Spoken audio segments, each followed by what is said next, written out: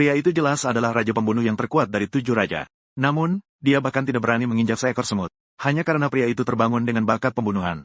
Dia dapat terus meningkatkan kekuatannya melalui pembunuhan. Namun, ketika pria itu memberitahu kakeknya tentang hal ini, kakeknya langsung ketakutan dan pergi jauh di malam hari. Bahkan sebelum pergi, dia berulang kali mengingatkan dirinya sendiri. Jangan sekali-kali mengungkapkan bakat yang dimiliki. Saat itu, di jalanan malam yang hujan, tergeletak beberapa tubuh yang berserakan. Suara hujan tercampur dengan suara aliran listrik yang terputus-putus. Memanggil Ellie. Apakah kamu bisa mendengar? Segera setelah itu, sebuah sosok anggun yang penuh luka perlahan-lahan bangkit. Namun, pada saat itu, sebuah makhluk berbentuk manusia berlari cepat. Dengan satu pukulan, makhluk itu menghantam wanita itu hingga terbang lagi. Tubuh wanita itu terbang dan jatuh ke dalam genangan air, menyebabkan banyak percikan air. Justru ketika makhluk humanoid itu kembali menyerang wanita itu, sosok berhati-hati yang mengenakan seragam sekolah tiba-tiba muncul di depan mereka. Dengan cepat mengangkat lengannya, melancarkan pukulan. Semua terjadi terlalu cepat. Tirai hujan tampaknya terhenti sejenak. Diiringi dengan suara yang menggelegar, makhluk humanoid itu terlempar langsung ke belakang, menerjang dinding. Tak ada suara lagi. Pria itu mengangkat telapak tangannya sekali lagi. Dengan satu cakaran dari jarak jauh, sekelompok cahaya darah dengan cepat terbang dari makhluk humanoid itu. Akhirnya menyatu dengan rune merah darah di telapak tangan itu.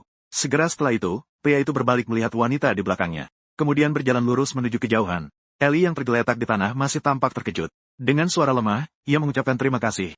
Namaku Ellie. Bolehkah saya tahu nama Anda? Langkah pria itu yang pergi tidak berhenti. Hanya mengeluarkan 3 kata, Kim Junhao. Saat sosok pria itu menghilang, beberapa mobil off-road militer dengan cepat berkumpul ke arah sini. Di sisi lain, saya kembali ke depan rumah, menggoyangkan tetesan air di payung. Sementara itu, suara bibi terdengar dari dalam rumah. Xiao Yu, barang ini sekarang sangat langka. Ini tetap saja antara aku dan kamu. Ayah berusaha keras membangun hubungan untuk membelinya. Kali ini biarkan kakakmu dan kakak Fang Xin ikut. Kamu masih kecil. Tunggu tahun depan saat kamu bangkit, baru aku belikan 2 yang baru. Saat Jiang Xiaoyu mendengar itu, seketika, dia memukul meja. Tidak baik, kamu memang memihak keponakanmu yang tidak punya ayah dan ibu. Dia memanfaatkan keluarga kita. Kenapa sekarang masih mau merebut ramuan kebangkitan saya? Setelah Jiang Xiaoyu selesai berbicara, dia menatap Dong, seniman, dengan air mata di matanya. Ayah, katakan sesuatu yang adil. Jiang Weidong melihat 2 obat di atas meja.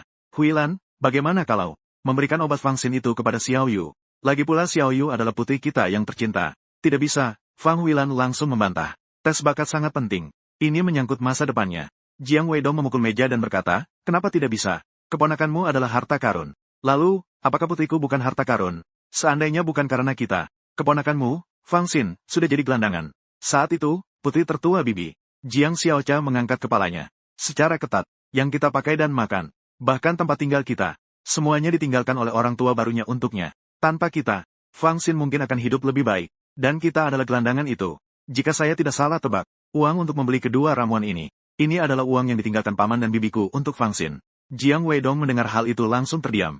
Jiang Xiaoyu tidak mau menyerah. Uang yang ditinggalkan orang tuanya sudah habis. Saya tidak peduli, ramuan ini harus menjadi milikku. Saya tidak ingin dicemooh oleh teman-teman sekelas saya. Mengatakan bahwa keluarga saya tidak mampu membeli ramuan. Sambil berbicara, Jiang Xiaoyu meraih sebuah ramuan untuk dirinya sendiri. Fang Huilan baru saja hendak berbicara. Suara datang dari pintu. Dia langsung berdiri dan menyambutnya. Xiao Xin sudah kembali. Cepat makan, Jiang Xiaoyu berkata dengan penuh permusuhan. Dia melirik saya dengan mata melotot.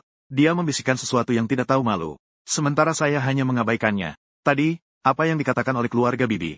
Saya mendengar dengan jelas. Kekayaan besar yang ditinggalkan orang tua saat mereka meninggal. Kekayaan itu menarik perhatian banyak kerabat. Dan pada saat itu, banyak. Saya sudah memahami hati manusia. Kemudian kakek menghilang. Saat itu paman Jiang Weidong mengalami kesulitan dalam bisnisnya. Menghutang banyak. Pada waktu itu, Jiang Weidong bersikap seperti orang normal. Dia membantu menyelesaikan masalah keuangannya. Juga biarkan keluarga bibiku tinggal di rumah yang ditinggalkan oleh orang tuanya. Saat itu Fang Huilan menyajikan sepiring nasi untukku. Datang. Xiao Xin, besok adalah tes bakat. Bibi juga telah membelikanmu ramuan. Sambil berbicara, dia berbalik melihat Jiang Xiaoyu. Xiaoyu memberikan ramuan itu padamu. Kakak Fang Xin. Jiang Xiaoyu segera menyimpan ramuan itu ke dalam pelukannya. Kenapa ini milikku? Fang Huilan yang mendengar itu ingin berbicara. Namun Jiang Xiaocha menjulurkan tangannya dan menggeser ramuan yang ada di depannya. Ke arahku. Kak, ini milikmu. Setelah mengatakannya, dia bangkit dan kembali ke kamarnya.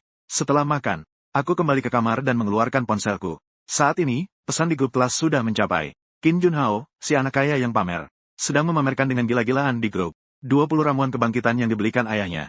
Ramuan kebangkitan adalah obat yang mengaktifkan potensi tubuh. Tes bakat dapat meningkatkan peluang keberhasilan hingga 10%. Setiap orang memiliki 2 kesempatan sebelum lulus kelas 3 SMA.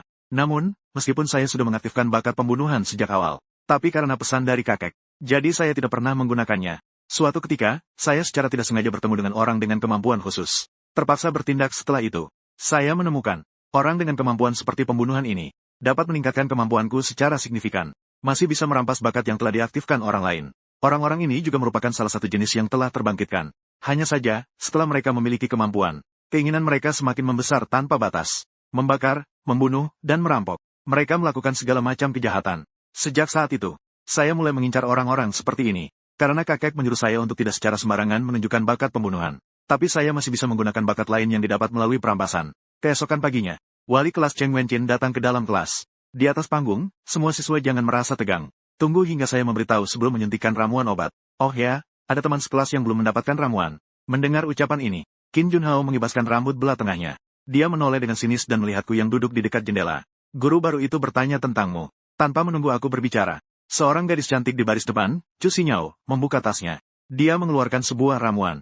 Guru, saya membawa ini untuk Fang Xin. Melihat adegan ini, wajah Qin Junhao seketika berubah muram. Saat itu juga, kepala sekolah datang ke pintu kelas. Guru Cheng, bisa keluar sebentar. Di belakang kepala sekolah, ada dua orang. Satu orang mengenakan mantel angin, mengenakan topi formal, dan satu lagi dengan rambut pendek perak, mata biru es. Setelah wali kelas Cheng Wenjing keluar dari kelas, dia kemudian melihat ke dalam kelas melalui jendela. Dengan rasa ingin tahu, dia bertanya kepada guru Cheng, siapa yang merupakan siswa Qin Junhao? Cheng Wenjing sedikit terkejut. Secara naluri, dia menoleh, dan menunjuk ke arah Qin Junhao. Itu dia Qin Junhao. Wen Yan dengan sopan mengikut tim Xiao. Membungkus sambil mengikuti arah yang ditunjuk oleh Cheng Wenjing. Melihat ke dalam kelas. Eli, lihat ini. Apakah itu dia, Eli? Mata biru esnya menatap Qin Junhao dari balik jendela. Saat itu saya hampir pingsan. Jadi saya tidak melihat wajahnya dengan jelas. Tetapi tinggi dan bentuk tubuh ini terlihat di tanah. Saat itu, Cheng Wenjing bertanya bingung kepada kepala sekolah. Keduanya adalah, kepala sekolah Ji tersenyum sambil menyilangkan tangan di belakang. Guru Cheng, keduanya adalah yang keluar dari yang ketujuh. Ini adalah Tuan Xiao Wutong. Ini adalah Nona Eli. Cheng Wenjing mendengar hal itu, langsung terkejut dan pergi ke yang ketujuh untuk mencari Qin Junhao. Apakah dia terpilih sebelumnya? Melihat situasi, Xiao Wutong segera mengangkat tangan untuk memberi isyarat. Rahasia yang tidak bisa diungkapkan. Tetapi matanya penuh dengan kebanggaan karena mendapatkan jenius sebelum waktunya. Tiba-tiba Eli menatap dengan bingung. Sebuah bayangan duduk di dekat jendela.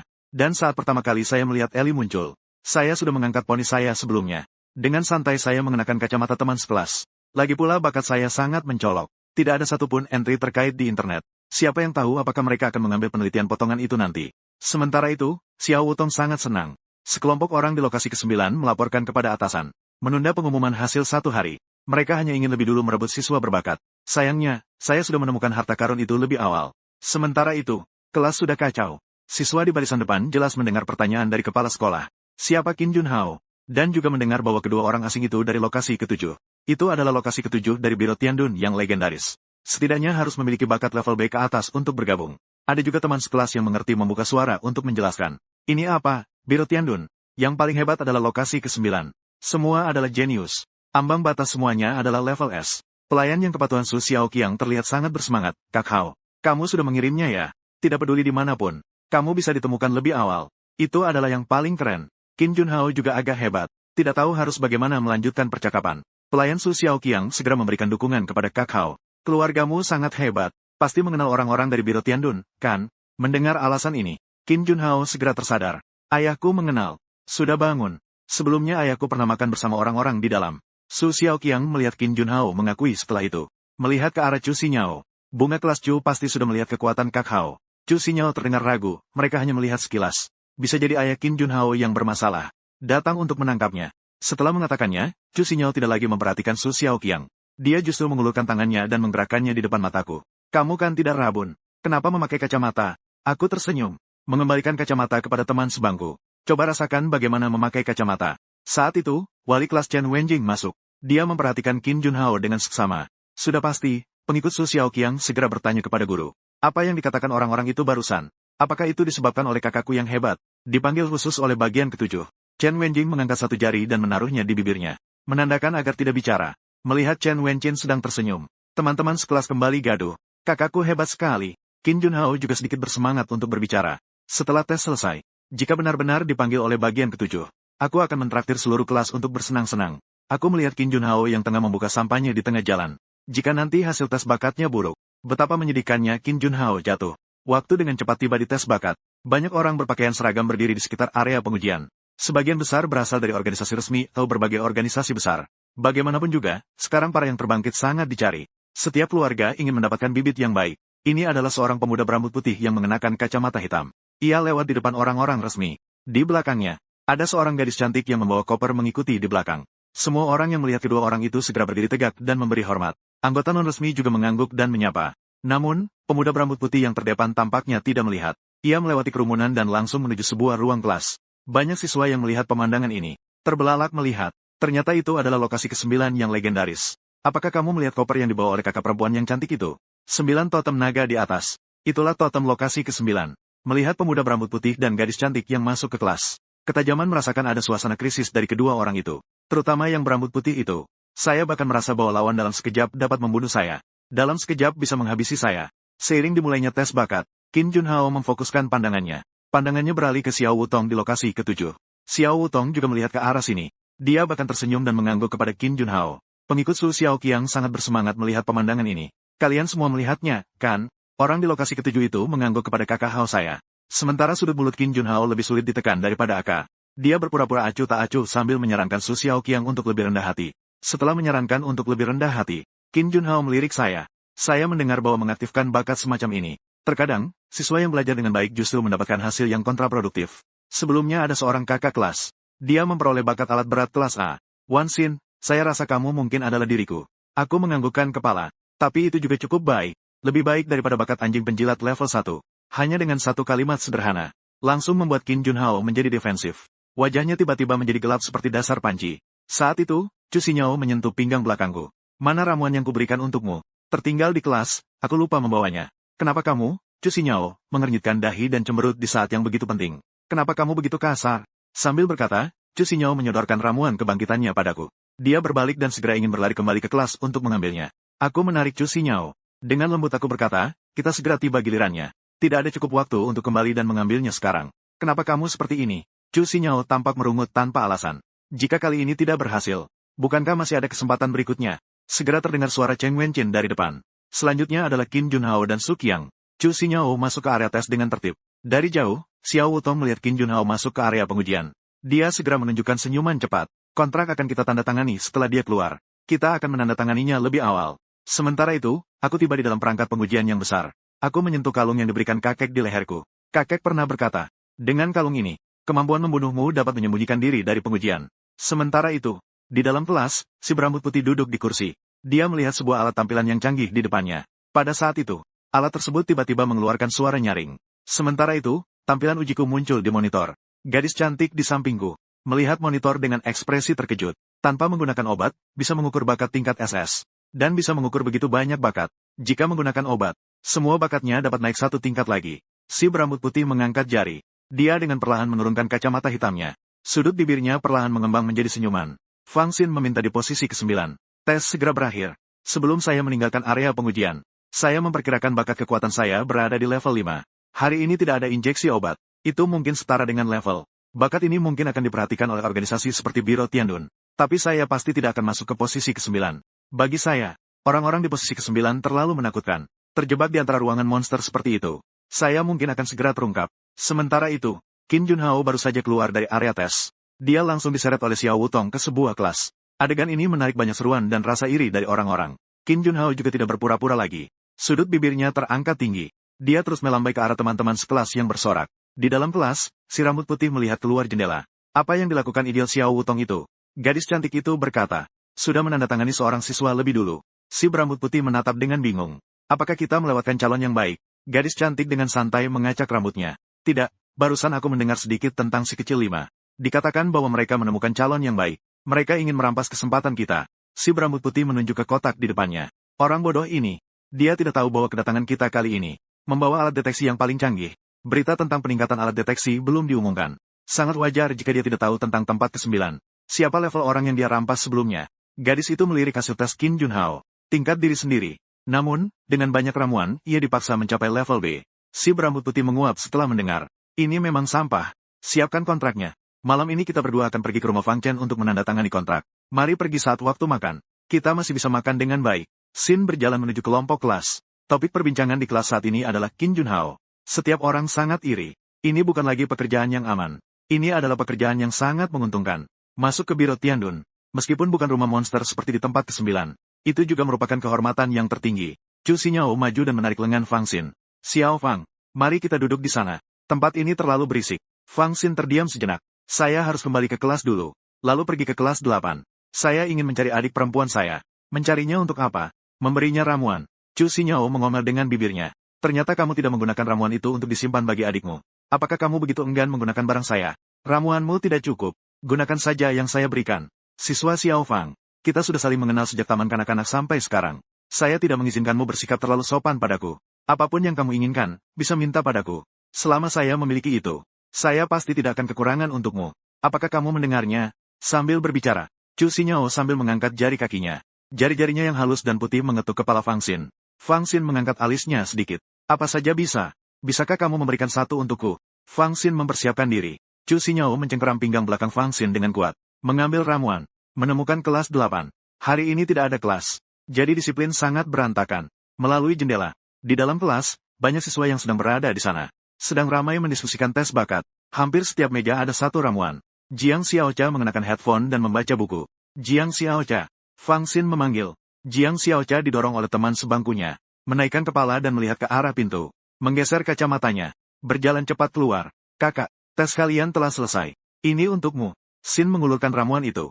Melihat ramuan, Jiang Xiaocha tertegun sejenak. Bisa mengenali bahwa ini adalah ramuan yang sama tadi malam.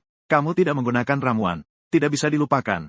Gunakan saja. Jiang Xiaocha menundukkan kepala. Menggigit bibirnya. Kakak, terima kasih. Kenapa harus sopan padaku? Jiang Xiaocha mengangkat kepala dan melihat Fang Xin. Lingkaran matanya sedikit memerah. Aku tahu kamu tidak menggunakan itu agar bisa disimpan untukku. Kak, lihat apa yang kamu katakan. Kalau aku tidak menggunakannya, bukankah aku sudah mengembalikannya padamu tadi malam? Kamu tidak memberikannya padaku tadi malam hanya untuk membuat papaku marah, kan? Fang Xin menggaruk pipi dengan canggung. Menepuk dahi Jiang Xiaocha. Jangan bicara sembarangan. Teman sekelasku sedang menonton. Jiang Xiaocha melirik Chu Xinyao. Chu Xinyao juga melihat Jiang Xiaocha. Keduanya saling mengangguk dengan ringan. Ketika kembali ke kelas, Qin Junhao berdiri di depan kelas. Teman-teman sekelas, karena kalian sudah melihat, maka aku tidak akan berpura-pura lagi. Aku benar-benar diterima di biro ke-7. Aku sudah memberitahukan berita ini kepada ayahku. Ayahku bilang, untuk menyumbangkan sebuah gedung atas nama sekolah dan kelas kita. Terima kasih kepada semua orang atas perhatian kalian selama beberapa tahun ini. Dan juga, ayahku sudah meminta pengurus rumah untuk memesan tempat. 2 hari lagi, aku akan mengirim sopir rumah untuk menjemput kalian semua. Semua konsumsi di tempat. Saya membayar. Sampai di sini, Qin Junhao menatap Chu Xinyao. Chu Xinyao, kau juga pasti harus datang. Maaf, aku dan Fang Xin sudah janji untuk pergi bersama ke Ocean Theme Park. Kalian silakan pergi bersenang-senang. Qin Junhao tersedak. Masih ingin berkata sesuatu. Chu Xinyao mengenakan headphone. Melihat Chu Xinyao menolak, Qin Junhao duduk. Dengan wajah penuh kebencian. Menatap Fang Xin seolah ingin menguliti hidup-hidup. Qin Junhao mengeluarkan ponsel dan mengirim pesan. Sewa pusat tema laut di kota kita. Aku ingin pergi ke sana untuk berkumpul dengan teman-teman sekelas. Tes bakat berlangsung sampai menjelang waktu pulang sekolah sore nanti. Sekolah tiba-tiba heboh dengan sebuah kejadian. Tidak tahu siapa yang sangat pintar ini telah membocorkan hasil tes sebagian siswa. Sehingga daftar nilai itu dengan cepat menyebar di sekolah. Setelah melihat hasilnya, ada yang senang, ada yang khawatir. Fang Xin juga menerima hasil tes itu. Setelah membuka dan melihat sejenak, dia tidak menemukan namanya. Namun, dia terkejut melihat hasil Jiang Xiaocha dan Jiang Xiaoyu. Nama, Jiang Xiaocha. Bakat sistem spiritual. Ramuan kelas A. Bakat penyembuhan. Ramuan kelas C. Nama, Jiang Xiaoyu. Bakat sistem pengendalian bis. Ramuan kelas C. Saat Fang Xin pulang ke rumah, bibiku sedang sibuk di dapur. Wajahnya bersinar dengan senyum bahagia. Paman Jiang Weidong bahkan mengeluarkan minuman yang sudah disimpan selama bertahun-tahun. Sambil minum, dia dengan gembira memukul-mukul kakinya. Jiang Xiaoyu dengan angkuh terkulai di sofa. Menyilangkan kaki dengan santai. Sikap seolah-olah hari ini saya yang mengatur. Jiang Xiaocha duduk di tepi meja sambil membaca buku. Xiao Xin sudah kembali. Bibi Fang Huilan dengan senang mengusap tangannya di apron. Dengan senang, ia menyapa Fang Xin. Fang Xin sedikit tersenyum. Bibi, apa yang enak untuk dimasak? Ada ayam, bebek, ikan, dan daging. Saya sudah membuat semua yang kalian bertiga suka. Jiang Xiaoyu langsung duduk dengan cepat. Apa hubungannya dengan dia? Saya dan kakak perempuan saya adalah pahlawan terbesar hari ini. Baiklah. Fang Huilan dalam suasana hati yang sangat baik. Nilai kedua putrinya sangat baik. Terutama putri sulung, Jiang Xiaocha. Nilai ini pasti akan banyak organisasi yang mau merebutnya. Semuanya adalah anak kesayangan ibu. Jiang Xiaoyu mendengus. Siapa yang tahu tentang keponakan besarmu? nanti akan jadi sampah atau anak kesayangan. Fang Huilan mengeluh. Anak ini, katakan apa? Kakakmu pasti tidak akan kalah.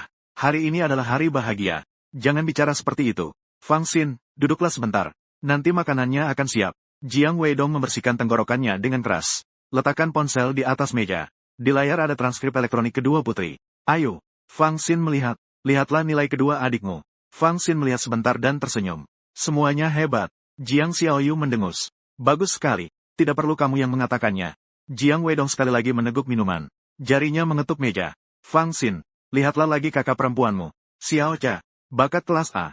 Apakah kamu tahu apa artinya ini? Banyak organisasi akan berebut untuk mendapatkannya. Anak-anak orang lain dipilih oleh organisasi. Sedangkan adikmu Xiao Cha, dia yang memilih organisasi mana yang dia inginkan. Inilah perbedaannya. Mengerti, kan? Fang Xin memuji. Paman, apa yang Anda katakan benar sekali. Jiang Weidong meletakkan gelasnya ke meja dengan keras. Jarinya menunjuk-nunjuk Fang Xin. Dengan keberanian dari alkohol ia berteriak. Jika bukan karena kamu merebut ramuan Xiao Cha, prestasi Xiao Cha tidak hanya sebatas ini. Kamu ingat ini. Kamu berhutang kepada putri saya. Selamanya kamu berhutang. Fang Huilan segera membela Fang Xin. Jiang Weidong, hari ini adalah hari bahagia. Mengatakan hal-hal yang tidak bermoral seperti itu. Terlalu banyak. Jiang Weidong memukul meja dan berdiri sambil menunjuk Fang Xin. Senang hari ini. Sudah minum alkohol lagi. Dengan dampak dari alkohol. Saya Gao Suni, Fang Xin. Ingat baik-baik. Putri saya benar-benar murah hati. Memberikan ramuan padamu. Seandainya tidak memberikannya kepadamu, bakatnya mungkin saja selevel. Prestasinya di masa depan akan lebih tinggi. Kamu telah merugikan putri saya, menghilangkan masa depannya yang cerah. Kamu memang berhutang kepada putri saya. Kamu tidak akan bisa melunasinya seumur hidupmu. Jiang Xiaocha tiba-tiba memukul meja dengan keras. Jiang Weidong terkejut dan menggigil. Melihat ke arah Jiang Xiaocha, tersenyum dengan ramah. Ada apa, Xiaocha? Ayah membuatmu terkejut, ya? Salahku. Ayah juga khawatir tentang hasil Fang Xin yang biasa saja. Dan akhirnya membuang ramuan itu, kan? Jiang Xiaocha menggenggam jarum suntik kosong dan menjatuhkannya ke meja. Mengangkat kepala dan menatap marah Jiang Weidong. Kakakku memberikan ramuan itu padaku. Itu adalah sesuatu yang saya utang padanya. Seluruh keluarga kita berhutang padanya.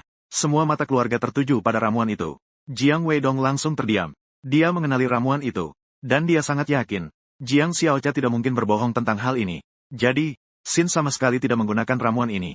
Dan bahkan memberikan ramuan ini kepada Jiang Xiaocha. Bibi Fang Huilan segera meraih jarum suntik itu. Dengan cepat menoleh. Kedua tangan menggenggam erat lengan Fang Xin. Kemudian dengan mata yang merah, perlahan-lahan memukul lengan Fang Xin. Kenapa sih, anak ini? Kamu mau membuatku marah sampai mati. Ini milikmu. Apa yang kau lakukan pada adikmu? Sambil berbicara, bibir Fang Huilan bergetar. Dua aliran air mata mengalir turun. Ibu mertua, tidak apa-apa. Aku bisa tanpa obat.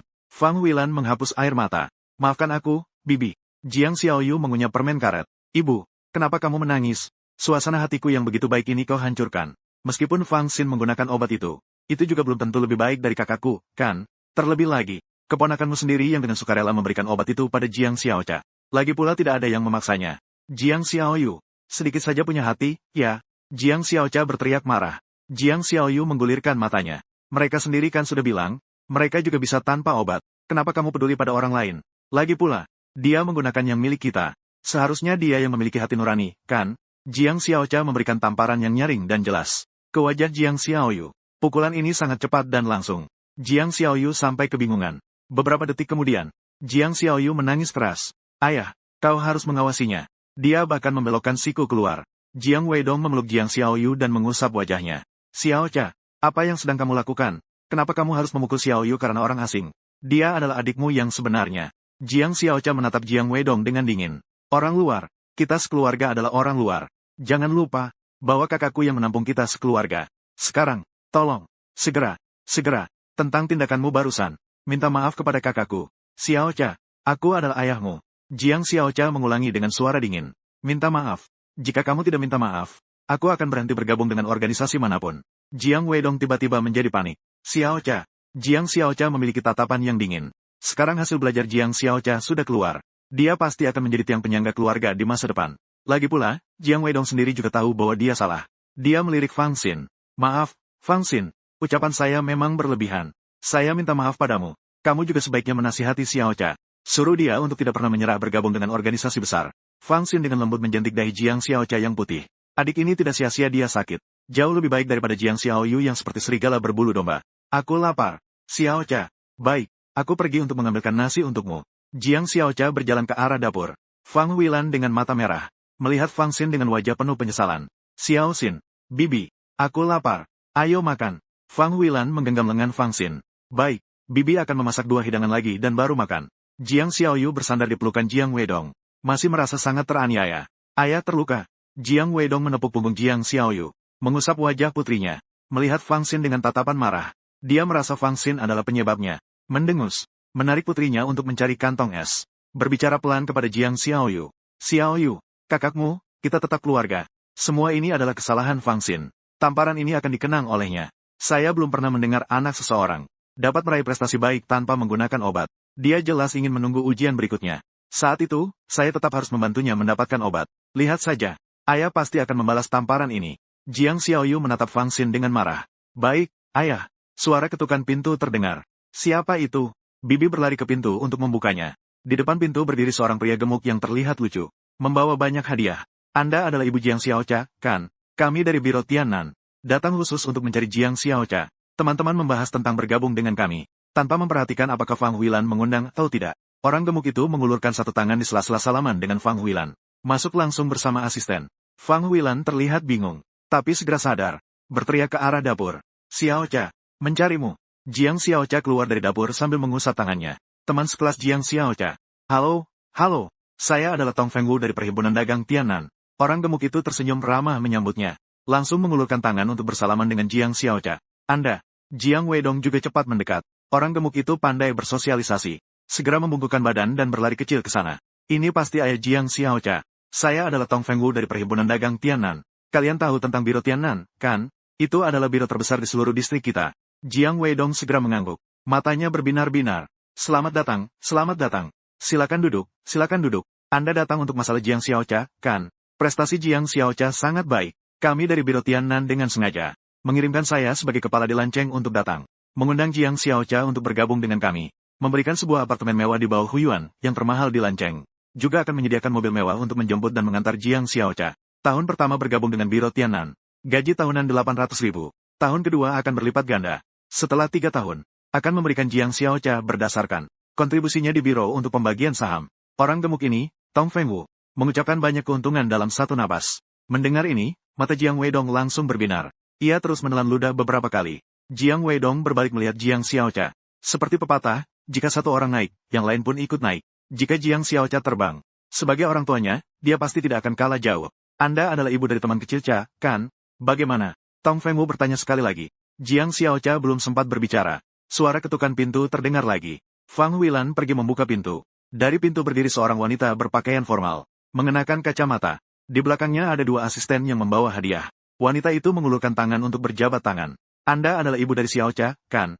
Halo, saya agen keluarga Li di ibu kota provinsi Lanceng. Nama saya Li Yin Kiao. Kami datang untuk Jiang Xiaocha. Selamat datang, selamat datang. Fang Huilan memandang dengan penuh harap kepada lawannya. Aura orang itu sangat kuat. Terlihat jelas seperti seorang wanita karir yang kuat. Ia memberi jalan untuk masuk. Li Yin Kiao melangkah masuk dengan mengenakan sepatu hak tinggi. Melirik sekilas pada Tong Fengwu yang gemuk. Tong Fengwu membalas dengan senyuman yang tampak tidak berbahaya.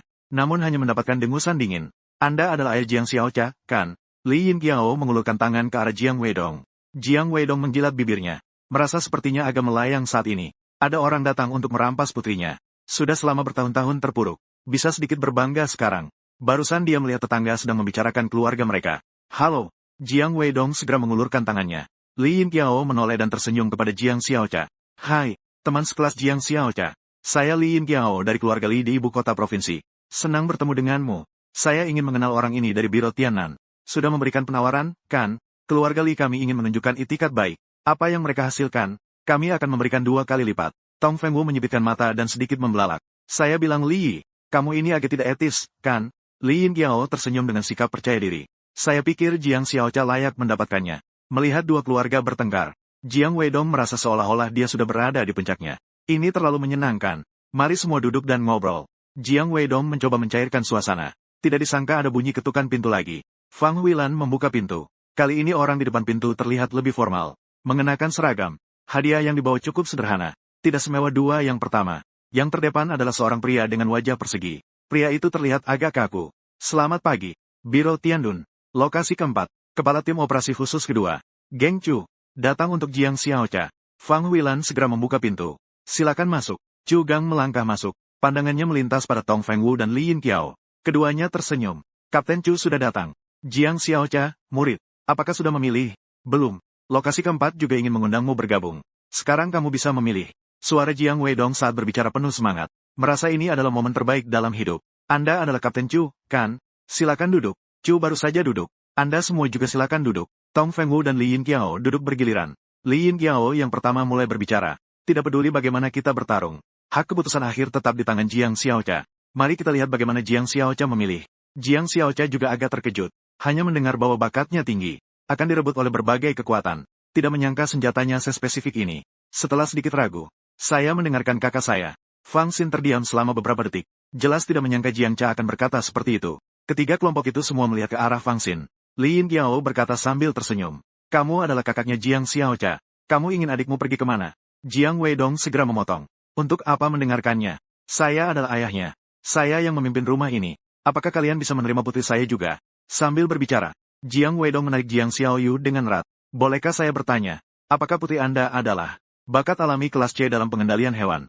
Chu dengan tegas berkata. Bakatnya terlalu rendah. Tempat keempat tidak menerima. Tong Fengwu memutar matanya. Kami akan menerima. Li Yinqiao menjawab tanpa ragu. Kami juga menerima. Syaratnya tetap 2 kali lipat dari Tiannan Chamber of Commerce. Aku bilang Li Hei. Kenapa kamu selalu berurusan dengan saya? Orang gemuk itu terdiam.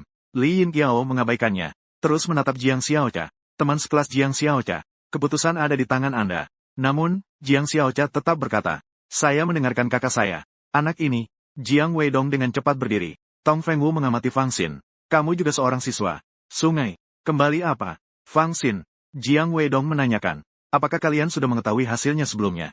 Bisakah kami melihat hasilnya? Tong Fengwu tersenyum. Merasa sedikit canggung. Lagi pula, kami menerima lembar hasil. Semua adalah kelas C dan di atasnya. Dalam rapor saya tidak ada nama Xin ini. Itu berarti di bawah tingkat C. Jiang Weidong diam-diam merasa senang. Kurang lebih begitulah maksudnya. Jiang Xiaoyu langsung tertawa. Jiang Weidong juga melirik Fang Xin. Suara bangga keluar dari hidungnya. Xin memang agak di luar dugaan. Tidak menyangka ternyata bahkan tidak ada C. Jiang Weidong menyilangkan kakinya. Melirik Fang Xin. Di bawah tingkat C, ya. Pekerjaan itu mungkin juga tidak terlalu baik. Jiang Xiaoyu juga menatap Fang Xin dengan bangga. Mengusap wajahnya yang masih sedikit bengkak. Merasa seperti membalas dendam. Tidak disangka Jiang Xiaocha tiba-tiba berbicara. Keluarga mana yang bersedia menerima kakakku? Saya akan pergi ke keluarga itu. Pernyataan ini membuat semua orang terdiam sejenak. Cugang adalah yang pertama berbicara. Masih tetap tegas. Ambang batas keempat sangat tinggi. Tidak menerima yang bakatnya terlalu rendah. Tong Fengwu menggerakkan matanya yang kecil untuk menimbang pro dan kontra. Merasa ada yang tidak sebanding. Li Yinqiao mulai berbicara. Keluarga Li kita bisa menerimanya. Namun, tunjangan dan fasilitasnya mungkin agak rendah. Lagi pula, bakatnya terlalu rendah. Dan dia, kalimatnya belum selesai. Suara ketukan pintu terdengar lagi. Seseorang datang lagi. Huilan, cepat buka pintu. Jiang Weidong berdiri dengan siap, menunjuk ke arah pintu. Wajahnya penuh dengan senyuman gembira. Fang Huilan berjalan ke pintu dan membukanya. Setelah membuka pintu, di depan pintu berdiri seorang dengan rambut putih yang mengenakan seragam. Dia mengenakan kacamata hitam. Di belakangnya ada seorang gadis cantik. Kalian datang untuk mencari Xiaocha, kan? Mencari Xiaocha untuk apa?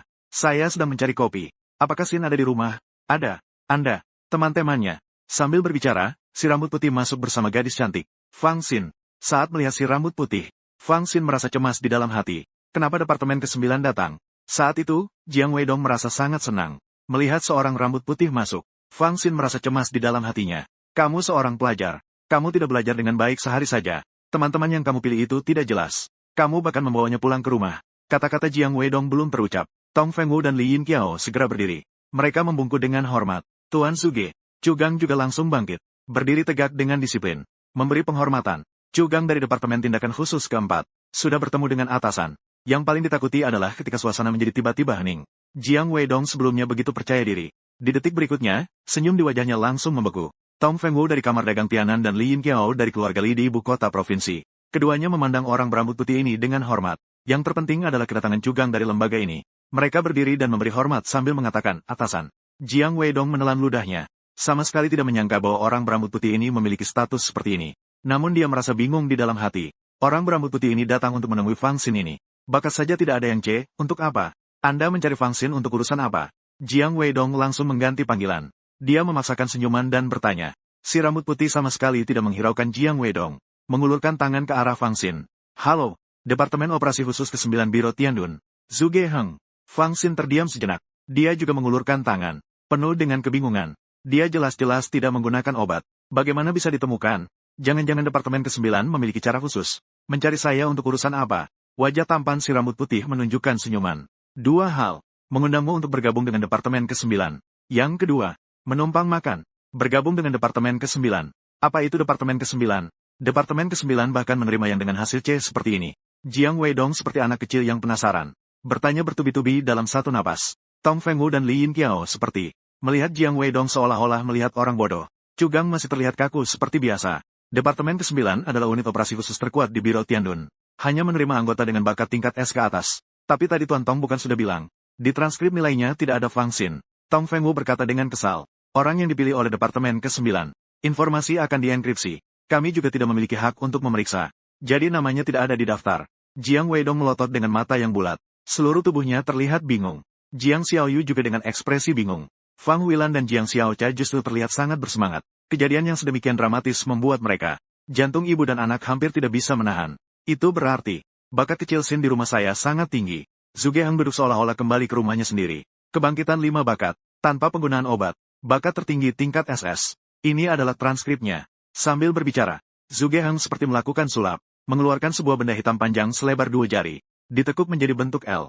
Di sudut muncul layar virtual, di mana informasi tentang Fang Xin terlihat. Fang Huilan mengambilnya. Tangan yang bergetar karena kegembiraan. Jiang Weidong mendekat. Ketika melihat satu persatu kebangkitan bakat, seluruh tubuhnya membeku. Sangat terkejut hingga tidak bisa digambarkan. Ternyata ada satu yang berkelas SS, 2 berkelas S, dan 2 berkelas A lagi. Yang terburuk saja bisa mendapatkan pekerjaan yang layak. Dan hal terburuknya adalah, dia belum menggunakan obat. Jika ini menggunakan obat, semua tingkat bakat akan meningkat 1 tingkat. Setelah Fang Xin melihat semua ini, dia tidak bisa tidak mengernyitkan dahi. Jiang Weidong merasakan tenggorokannya ketat dan kering. Pernapasannya terasa terhambat. Merasa seperti lehernya dicekik oleh sebuah tangan. Melihat data ada tombol ke kanan. Jiang Weidong menekan tombol itu. Halaman kedua menampilkan ringkasan situasi keluarga Fang Xin. Fang Yingtai, kakek, enkripsi informasi. Fang Zhengping, ayah, enkripsi informasi. Kamu Rojia tanda merek terdaftar. Ibu, enkripsi informasi. Ketika Fang Xin melihat ini, dia tidak bisa tidak tertegun sejenak. Orang tuanya sebelumnya bekerja di lembaga yang melakukan penelitian. Enkripsi informasi bisa dimengerti. Tapi mengapa kakek juga melakukan enkripsi informasi, itu yang tidak bisa dimengerti. Jiang Weidong melanjutkan lagi. Ini adalah situasi keluarga Fang Xin sekarang dengan keluarga Jiang Weidong. Namun di halaman situasi keluarga ini masih ada. Jelas ada catatan yang ditulis oleh seseorang. Jiang Weidong, paman ipar bodoh sekali. Tanah bebas. Bibi sangat baik. Jiang Xiaocha, sepupu perempuan baik. Jiang Xiaoyu, sepupu perempuan bodoh. Wajah Jiang Weidong dan Jiang Xiaoyu langsung berubah. Bermau mengernyitkan. Menarik kembali barang dan menutupnya. Berpura-pura tidak ada yang terjadi. Rusa kecil. Zhuge Heng berambut putih menjentikkan jari. Gadis cantik mengeluarkan sebuah barang yang indah. Kotak yang indah dan berat diserahkan kepada Fang Xin. Zhuge Heng menggoyangkan kursi. Membentuk pola. Memasukkan informasi. Lalu makan. Fang Xin terdiam sejenak. Apakah saya harus bergabung dengan Departemen ke-9? Kata-kata ini keluar. Semua orang di ruangan terperangah. Mereka yang tahu sedikit tentang Departemen ke-9 masih bisa mengerti. Tong Fengwu yang mengetahui tentang Departemen ke-9. Li Yinqiao juga menatap Fang Xin dengan mata terbelalak. Tidak tahu bahwa Fang Xin hanya mengucapkan kata-kata gila. Gerakan Zhuge Heng yang menggoyang berhenti sejenak. Sudut bibirnya melengkung ke atas. Orang lain yang mendengar bisa bergabung dengan Departemen ke-9. Pasti akan senang pergi ke makam nenek moyang untuk menyalakan petasan. Hampir ingin membangunkan nenek moyang untuk ikut merayakan. Kamu adalah orang pertama dalam sejarah yang menolak bergabung dengan Departemen ke-9. Fang Xin berpikir sejenak. Mungkin sejarah Departemen ke-9 kalian terlalu singkat. Tong Fengwu dan Li Yinqiao tidak bisa menahan diri untuk memandang Fang Xin. Ah, pedang pahlawan. Berani bicara seperti itu kepada Tuan Zhuge dari Departemen ke-9. Adik kecil, mungkin kamu tidak tahu siapa orang ini. Zhuge Heng tertawa mendengar hal itu. Tampaknya apa yang Anda katakan masuk akal. Departemen ke-9 didirikan pada akhir abad lalu, selama kekacauan para dewa. Pendahulunya adalah organisasi Istana Dewa yang terkenal kejam di abad lalu. Kemudian bergabung dengan Biro Tiandun. Dengan perhitungan, sudah berdiri selama 92 tahun. Sesuai dengan peraturan, orang yang dipilih oleh Departemen ke-9 dapat memilih untuk menolak. Namun, mungkin orang lain bisa menolak untuk bergabung. Tapi kamu tidak bisa. Fang Xin merasa cemas di dalam hatinya. Dia mulai menduga-duga. Apakah bakat membunuhnya telah terungkap? Kenapa? Zhuge Heng tersenyum dengan gigi putihnya. Ayo kita bicara di tempat lain. Zhuge Heng tiba-tiba menggedor jarinya. Tepat di detik itu, semua orang di ruangan itu melihat dengan mata terbelalak. Fang Xin dan Zhuge Heng menghilang dari tempat itu. Di mana orang-orangnya? Jiang Weidong melihat ke tempat itu dengan sangat terkejut. Gadis cantik yang disebut sebagai Kijang itu berkata, Tuan Zhuge adalah seorang yang memiliki bakat kuat dalam sistem ruang. Beberapa hal tidak nyaman untuk dibicarakan di depan orang asing. Jadi Tuan Zuge membuka tempat sementara, dan membawa Fang Xin untuk berbicara rahasia di sana. Keluarga Jiang Weidong merasa sangat ajaib. Feng Wu dan Li Yin Qiao juga sangat populer. Chugang menunjukkan sedikit perubahan di wajahnya untuk pertama kalinya. Tuan Zuge semakin kuat lagi. Kijang tertawa dan berkata, Tuan Zuge semakin kuat setiap detik. Fang Xin melihat sekeliling. Ia menyadari telah tiba di sebuah ruang yang independen. Di sekelilingnya adalah gelombang air. Melihat terlalu lama bisa membuat sedikit pusing. Jangan tegang. Hanya kamu dan aku di sini. Kita bisa membicarakan beberapa urusan pribadi. Suara Sugehang terdengar dari belakang. Fang Xin menoleh. Meskipun rambut putih di depannya tidak menunjukkan aura berbahaya. Namun, setiap gerakan dan tindakannya membawa rasa tertekan hampir membuat orang merasa tercekik. Apakah kamu tahu siapa kakekmu? Sugehang mulai bertanya. Kakek saya. Fang Xin menjawab dengan serius. Kakek saya adalah kakek saya. Sugehang tertegun sejenak. Berkata seperti itu bisa membuatmu dihinakan. Setelah sedikit jeda, Sugehang kembali ke topik dan langsung berkata. Kakekmu, Fang Yingtai, seharusnya tidak pernah memberitahu siapapun. Identitas aslinya adalah pendahulu Departemen ke-9, pemimpin 4 jenderal besar dari organisasi Istana Dewa, Kaisar Hijau. Fang Xin jelas tertegun sejenak. Setelah melihat ekspresi kecil Fang Xin, dia yakin bahwa Fang Xin benar-benar tidak tahu. Fang Xin juga sangat terkejut, tidak menyangka bahwa kakek itu memiliki identitas yang begitu kuat. Sekarang, mengingat kembali semua hal tentang kakek itu, memang bisa memahami sesuatu. Kakek itu selalu mengaku sebagai veteran luar, tetapi tidak pernah menyebut nomor angkatan bersenjatanya.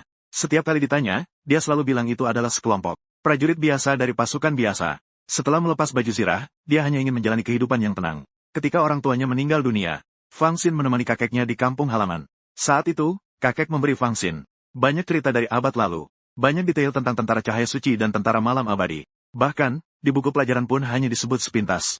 Namun, si tua itu bisa bercerita dengan sangat rinci. Dan juga, sekarang jika dipikirkan dengan seksama tentang si tua pada waktu itu, setelah mengetahui bakat Fang Xin, ekspresinya, sepertinya, si tua benar-benar tahu sesuatu. Meskipun Fang Xin berusaha menahan ekspresi di wajahnya, untuk tidak menunjukkan ekspresi berlebihan. Tetapi di dalam hatinya, badai besar sedang bergolak. Dia berpura-pura tenang sambil melihat lelaki tampan berambut putih, Sugehang, di depannya. Kaisar Hijau. Tentu saja, kamu belum pernah mendengarnya. Namanya adalah Tabu. Dulu, kakekmu Fang Qingdi membelot dari organisasi. Ini membawa kerugian yang belum pernah terjadi sebelumnya bagi Istana Dewa. Biarkan saya memberitahu Anda seperti ini.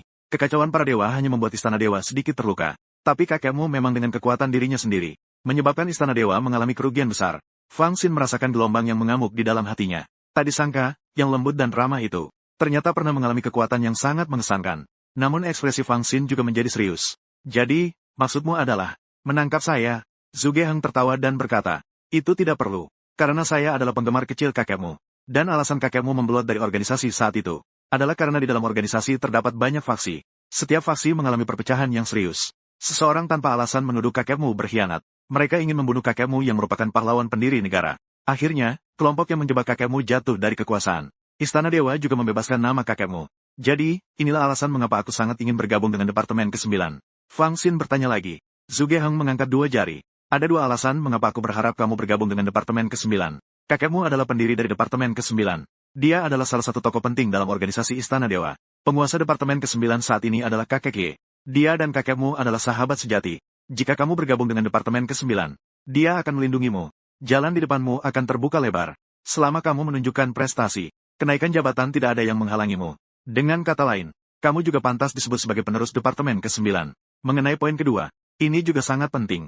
Orang tuamu adalah talenta riset terkemuka. Kecelakaan yang mereka alami sebelumnya, tampaknya bukanlah sekadar kecelakaan biasa. Lebih mirip dengan pembunuhan. Orang tuamu menemukan sesuatu. Sesuatu yang memperkuat gen dengan biaya minimum. Seseorang mengincar barang ini. Jadi, kecelakaan ini diatur dengan sengaja. Orang tuamu meninggal.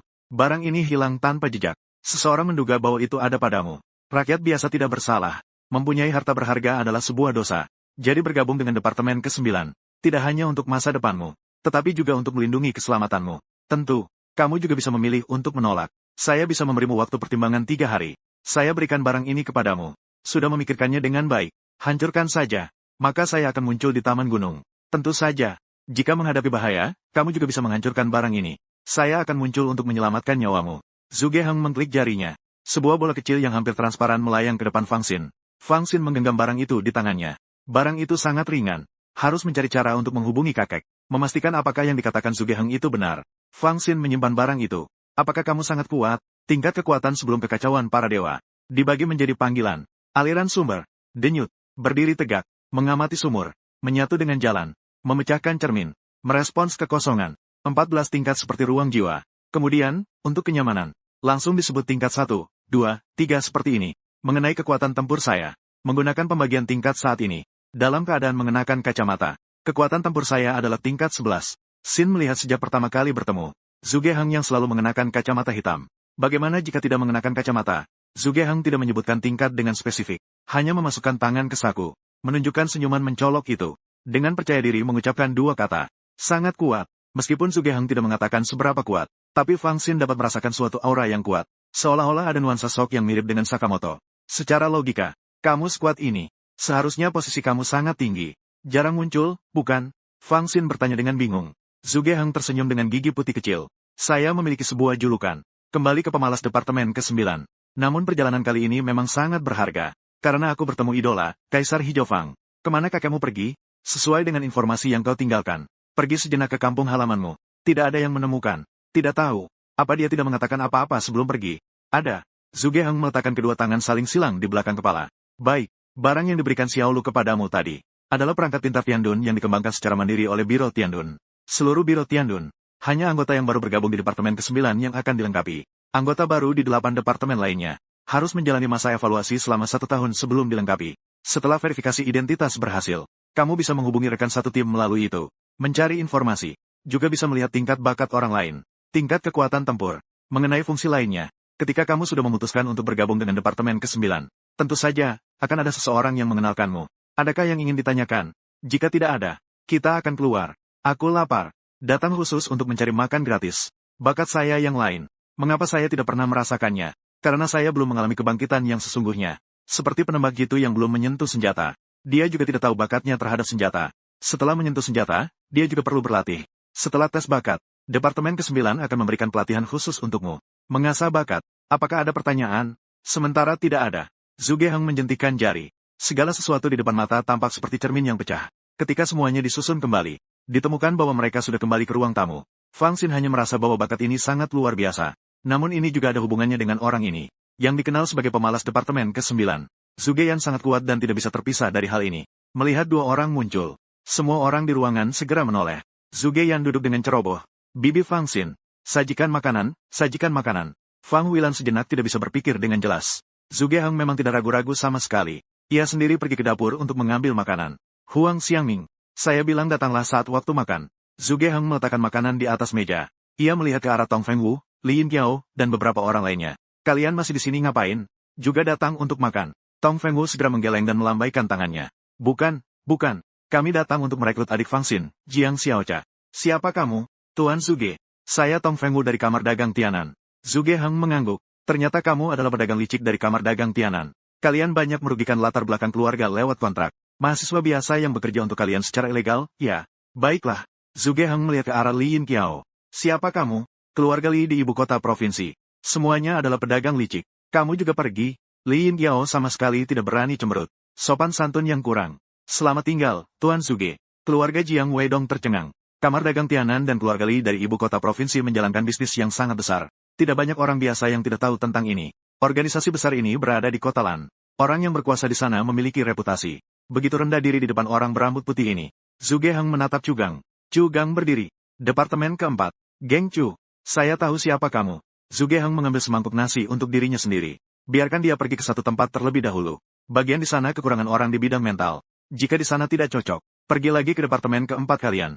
Baiklah, Tuan Zhuge. Kamu tidak keberatan, kan? Zhuge Hang menatap Jiang Xiaocha. Jiang Xiaocha dengan cepat. Secara naluriah melihat Fang Xin. Ikuti saja kata-katanya. Fang Xin berkata. Jiang Xiaocha mengangguk. Tidak keberatan. Jiang Weidong segera berkata. Bisakah saya juga membiarkan putri saya pergi ke departemen ke-9 kalian? Tadi, selama Zhuge Hang dan Fang Xin menghilang, Jiang Weidong juga menanyakan tentang berita dari departemen ke-9. Semakin dia bertanya, semakin khawatir. Tidak menyangka departemen ke-9 yang ingin dimasuki Fang Xin begitu menakutkan. Anak perempuan yang mana? 2. Zhuge Hang duduk. Anak perempuan terbesarmu hampir. Sedangkan anak perempuan terbesarmu jauh lebih buruk. Anjing penjaga departemen ke-9 semuanya memiliki bakat api tingkat B. Apakah ada pertanyaan lain? Jika tidak ada, bolehkah kita mulai makan? Sangat lapar. Wajah Jiang Weidong tampak canggung. Tapi tidak berani membantah Zhuge Yan sedikit pun. Segera mengundang Zhuge Hang untuk makan. Selama makan, Jiang Weidong dengan penuh perhatian memberikan Fang Xin makanan. Dengan senyuman lebar di wajahnya, hampir ingin berlutut kepada Fang Xin. Xiao Xin, Ini adalah ikan rebus manis favoritmu. Tuan Zuge, anak saya Xiao Xin sudah pintar sejak kecil. Nanti Anda harus menjaga dia dengan baik, ya. Xiao Xin, mau minum apa? Hari ini kamu adalah pahlawan keluarga kita. Paman, biarkan saya tuangkan sedikit anggur untukmu. Setelah makan, Zuge Heng mengambil sebuah apel. Sambil berbicara, dia berjalan keluar. 3 hari. Ingat untuk memberiku jawaban. Mengantar Zuge Heng pergi. Saat kembali ke kamar, Jiang Weidong masih terlihat seperti pengagum. Xiao Xin, apakah kamu masih mau minum lagi? Ini adalah anggur bagus yang dibeli paman. Tidak perlu. Fang Wilan memandang Fang Xin dengan penuh kepuasan. Sepertinya dia ingat sesuatu. Xiao Xin, hampir lupa. Ada paket untukmu sore ini. Sudah sampai di depan pintu. Saya sudah menaruhnya di kamarmu. Bagus. Fang Xin membawa perangkat pintar Tiandun kembali ke dalam. Di atas meja ada sebuah kotak paket. Buka kotaknya. Menemukan bahwa di dalamnya ada sebuah ponsel. Fang Xin segera mengenalinya. Ini adalah ponsel kakek. Dia segera mengeluarkan ponselnya. Ponselnya kehabisan daya. Menemukan kabel data untuk mengisi daya. Setelah menyalakan ulang, album berada di posisi tengah layar. Sangat mencolok. Seperti petunjuk untuk orang bodoh. Membuka album foto. Ternyata menemukan sebuah video di dalamnya. Fang Xin membuka video tersebut. Dalam kegelapan, kamera goyang. Beberapa detik kemudian terdengar suara mendesak dari kakek. Melalui kamera yang bergerak hebat, terlihat bahwa kakek sepertinya sedang melarikan diri. Selain itu, juga terdengar suara menyayat hati yang tercampur dalam video. Xiao Xin, aku adalah kakekmu. Kamu harus ingat 2 hal yang akan aku katakan padamu selanjutnya. Bergabunglah dengan Departemen ke-9. Dengan bakatmu, bergabung dengan Departemen ke-9 tidaklah sulit. Pimpinan Departemen ke-9 sekarang adalah teman lamaku. Dia pasti akan menjagamu. Kedua, sebelum tengah malam, lihatlah ke cermin. Gunakan energi darahmu untuk mengaktifkan rune pembunuhanmu. Tahan selama setengah jam. Xiao Xin, banyak hal yang tidak bisa dibicarakan sekarang. Jangan buang ponsel ini. Saya akan menghubungi Anda. Gambar berhenti di sini. Fang Xin merasa sangat gelisah di dalam hatinya. Dalam video, kakek tampaknya sedang menghindari sesuatu. Hanya saja pencahayaan dalam video itu terlalu redup. Tidak bisa melihat dengan jelas di mana itu. Fang Xin menonton ulang videonya. Masih belum menemukan petunjuk lokasi yang berguna. Terpikir tentang kepergian kakek yang tiba-tiba. Pasti ada alasan lain di balik ini. Kembali pada apa yang dikatakan kakek barusan. Sesuai dengan apa yang dikatakan kakek. Itu berarti bisa bergabung dengan Departemen ke-9. Ini juga membuktikan bahwa apa yang dikatakan si tampan berambut putih tidak salah. Mengenai hal kedua, malam itu di depan cermin. Apa yang ingin dilakukan ini? Fang Xin melihat sejenak waktu. Sekarang sudah lebih dari jam 8. Masih ada waktu sebelum waktu yang disebutkan kakek. Membolak-balik ponsel. Memastikan bahwa petunjuk yang ditinggalkan kakek hanya video ini. Tidak bisa mendapatkan nilai informasi lebih dari ini. Fang Xin meletakkan ponsel di samping. Melihat perangkat pintar Tiandun yang ada di meja. Setelah dibuka, itu adalah saat Zuge Heng datang siang tadi. Itu adalah benda yang diambil untuk melihat data. Setelah dibuka, bentuknya adalah huruf L. Di tengah sudut, akan muncul sebuah layar virtual. Barang ini tidak terlalu berat, bahkan bisa dibilang sangat ringan. Setelah dinyalakan, layar virtual menampilkan 2 tombol. Pendaftaran identitas. Masuk akun. Fang Xin berpikir sejenak. Dia mengklik pendaftaran identitas. Silakan hadap ke tengah layar. Selesaikan pemindaian wajah. Fang Xin menghadap layar. Pemindaian wajah selesai. Harap masukkan kode undangan atau nama orang yang mengundang. Saat memasukkan nama, Fang Xin merasa kesulitan. Orang berbulu putih itu hanya mengatakan namanya Zuge Heng. Tapi dia tidak menyebutkan huruf terakhir dari nama Zuge Heng. Dan di bawah kotak dialog, ada pemberitahuan hanya ada 1 kesempatan untuk memasukkan. Zuge Heng juga tidak memberikan saat pergi. Fang Xin tidak meninggalkan informasi kontak apapun. Terutama saat Fang Xin bersiap untuk memanggil. Begitu orang berbulu putih itu keluar, dia membawa rusa kecil dan menghilang dengan menggunakan bakat ruang. Dia hanya memberikan pada Xin yang bisa bola ruang kecil untuk memanggilnya keluar. Tapi Zuge Heng sudah mengatakannya saat itu. Ketika menghadapi bahaya, dia juga bisa menghancurkan benda ini untuk memanggilnya. Fang Xin tidak ingin kehilangan kesempatan bagus untuk mendapatkan keuntungan dari si berambut putih. Dia juga bisa mengambil kesempatan saat si berambut putih bertindak. Untuk melihat seberapa besar kekuatan asli si berambut putih. Ponsel terus bergetar. Qin Junhao, setelah direkrut oleh Departemen ke-7. Ekornya yang bahagia hampir mengarah ke langit. Ayahnya membelikannya mobil mewah senilai 7 juta. Saat ini, dia sedang mengirim foto untuk pamer kekayaan di grup. Su Xiaoqiang seperti anjing penjilat yang tidak berhenti menjilat. Fang Xin hanya menganggap ini sebagai hiburan. Melihat kedua orang ini berusaha keras untuk pamer di grup. Chu Xinyao juga mengirim pesan setengah jam yang lalu. Kawan Fang, saya ingin pergi ke pameran bertema laut. Mau menemani saya? Tolonglah. Fang Xin teringat sebelumnya Chu Xinyao membawakan ramuan untuknya. Itu juga bisa dianggap sebagai berutang budi kepada seseorang. Dia membeli 2 tiket untuk besok dan mengirimkan tangkapan layarnya. Chu Xinyao dengan senang hati membalas pesan. Aku sudah tahu bahwa teman kecil Fang adalah yang terbaik. Ngomong-ngomong, Xiao Fang, seharusnya hasilnya keluar lusa. Tapi hari ini hasilnya bocor lebih awal. Pihak sekolah memutuskan untuk mengumumkan hasilnya besok.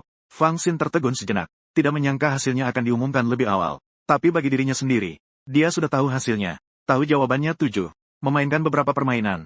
Fang Xin melihat waktu sejenak. Kakek berkata dalam video. Sebelum pukul 12, lihatlah cermin. Masih ada waktu sejenak. Jadi, mari habiskan waktu sebentar. Masuk akun. Penyatuan kekuatan militer seperti monyet yang memakan master. Berputar-putar di tempat. Melihat transkrip Qin Junhao berulang kali. Setiap kali melihatnya, dia tampak ingin menangis tanpa air mata. Seharusnya tidak begini. Kenapa bisa begini? Aili tanda merek terdaftar. Apakah kamu yakin bahwa Qin Junhao ini adalah orang yang kamu temui di gang hari itu? Aili memiliki mata berwarna biru es. Menatap layar perangkat pintar berbingkai putih. Seharusnya begitu, kan? Tidak ingat dengan jelas. Wutong menggosok-gosok kepalanya dengan keras. Seolah-olah mengenakan topeng penderitaan. Ini pasti bukan, ya. Seseorang yang hanya dengan susah payah bisa mencapai bakat tingkat B. Tidak mungkin memiliki kekuatan bertarung tingkat 4 di usia ini. Ternyata aku pikir itu adalah harta yang ditemukan. Aku bahkan terburu-buru pergi lebih awal untuk mencegatnya. Sekarang sudah baik. Aku ini bahan tertawaan. Dan yang Qin Junhao itu, bahkan mengadakan pesta besar. Menggembar-gemborkan hal ini kemana-mana. Astaga, aku tidak tahan lagi. Aku benar-benar ingin menggunakan sepatu ukuranku 42. Untuk menendang pantatnya dengan keras. Alat pintar Eli tertutup. Mengalihkan topik pembicaraan. Atasan memberikan tugas. Mengirim kami dari Departemen ke-7 untuk melindungi seseorang. Siapa? Chu Xinyao. Informasi spesifik akan dikirimkan padamu. Provinsi Wutong menggeleng-gelengkan jam tangannya. Di dalam jam tangan kecil itu, ternyata muncul sebuah alat pintar. Setelah membuka dan memindai wajah, melihat berita terbaru. Astaga! Gadis ini ternyata adalah putri orang penting itu. Sisa-sisa angkatan perang malam abadi ini berani menculik putrinya. Eli melanjutkan. Orang penting itu terlibat dalam sebuah rahasia. Sisa-sisa angkatan perang malam abadi ingin memanfaatkan dia, putrinya untuk mengancam dia agar mendapatkan rahasia. Tapi kembali ke masalah ini.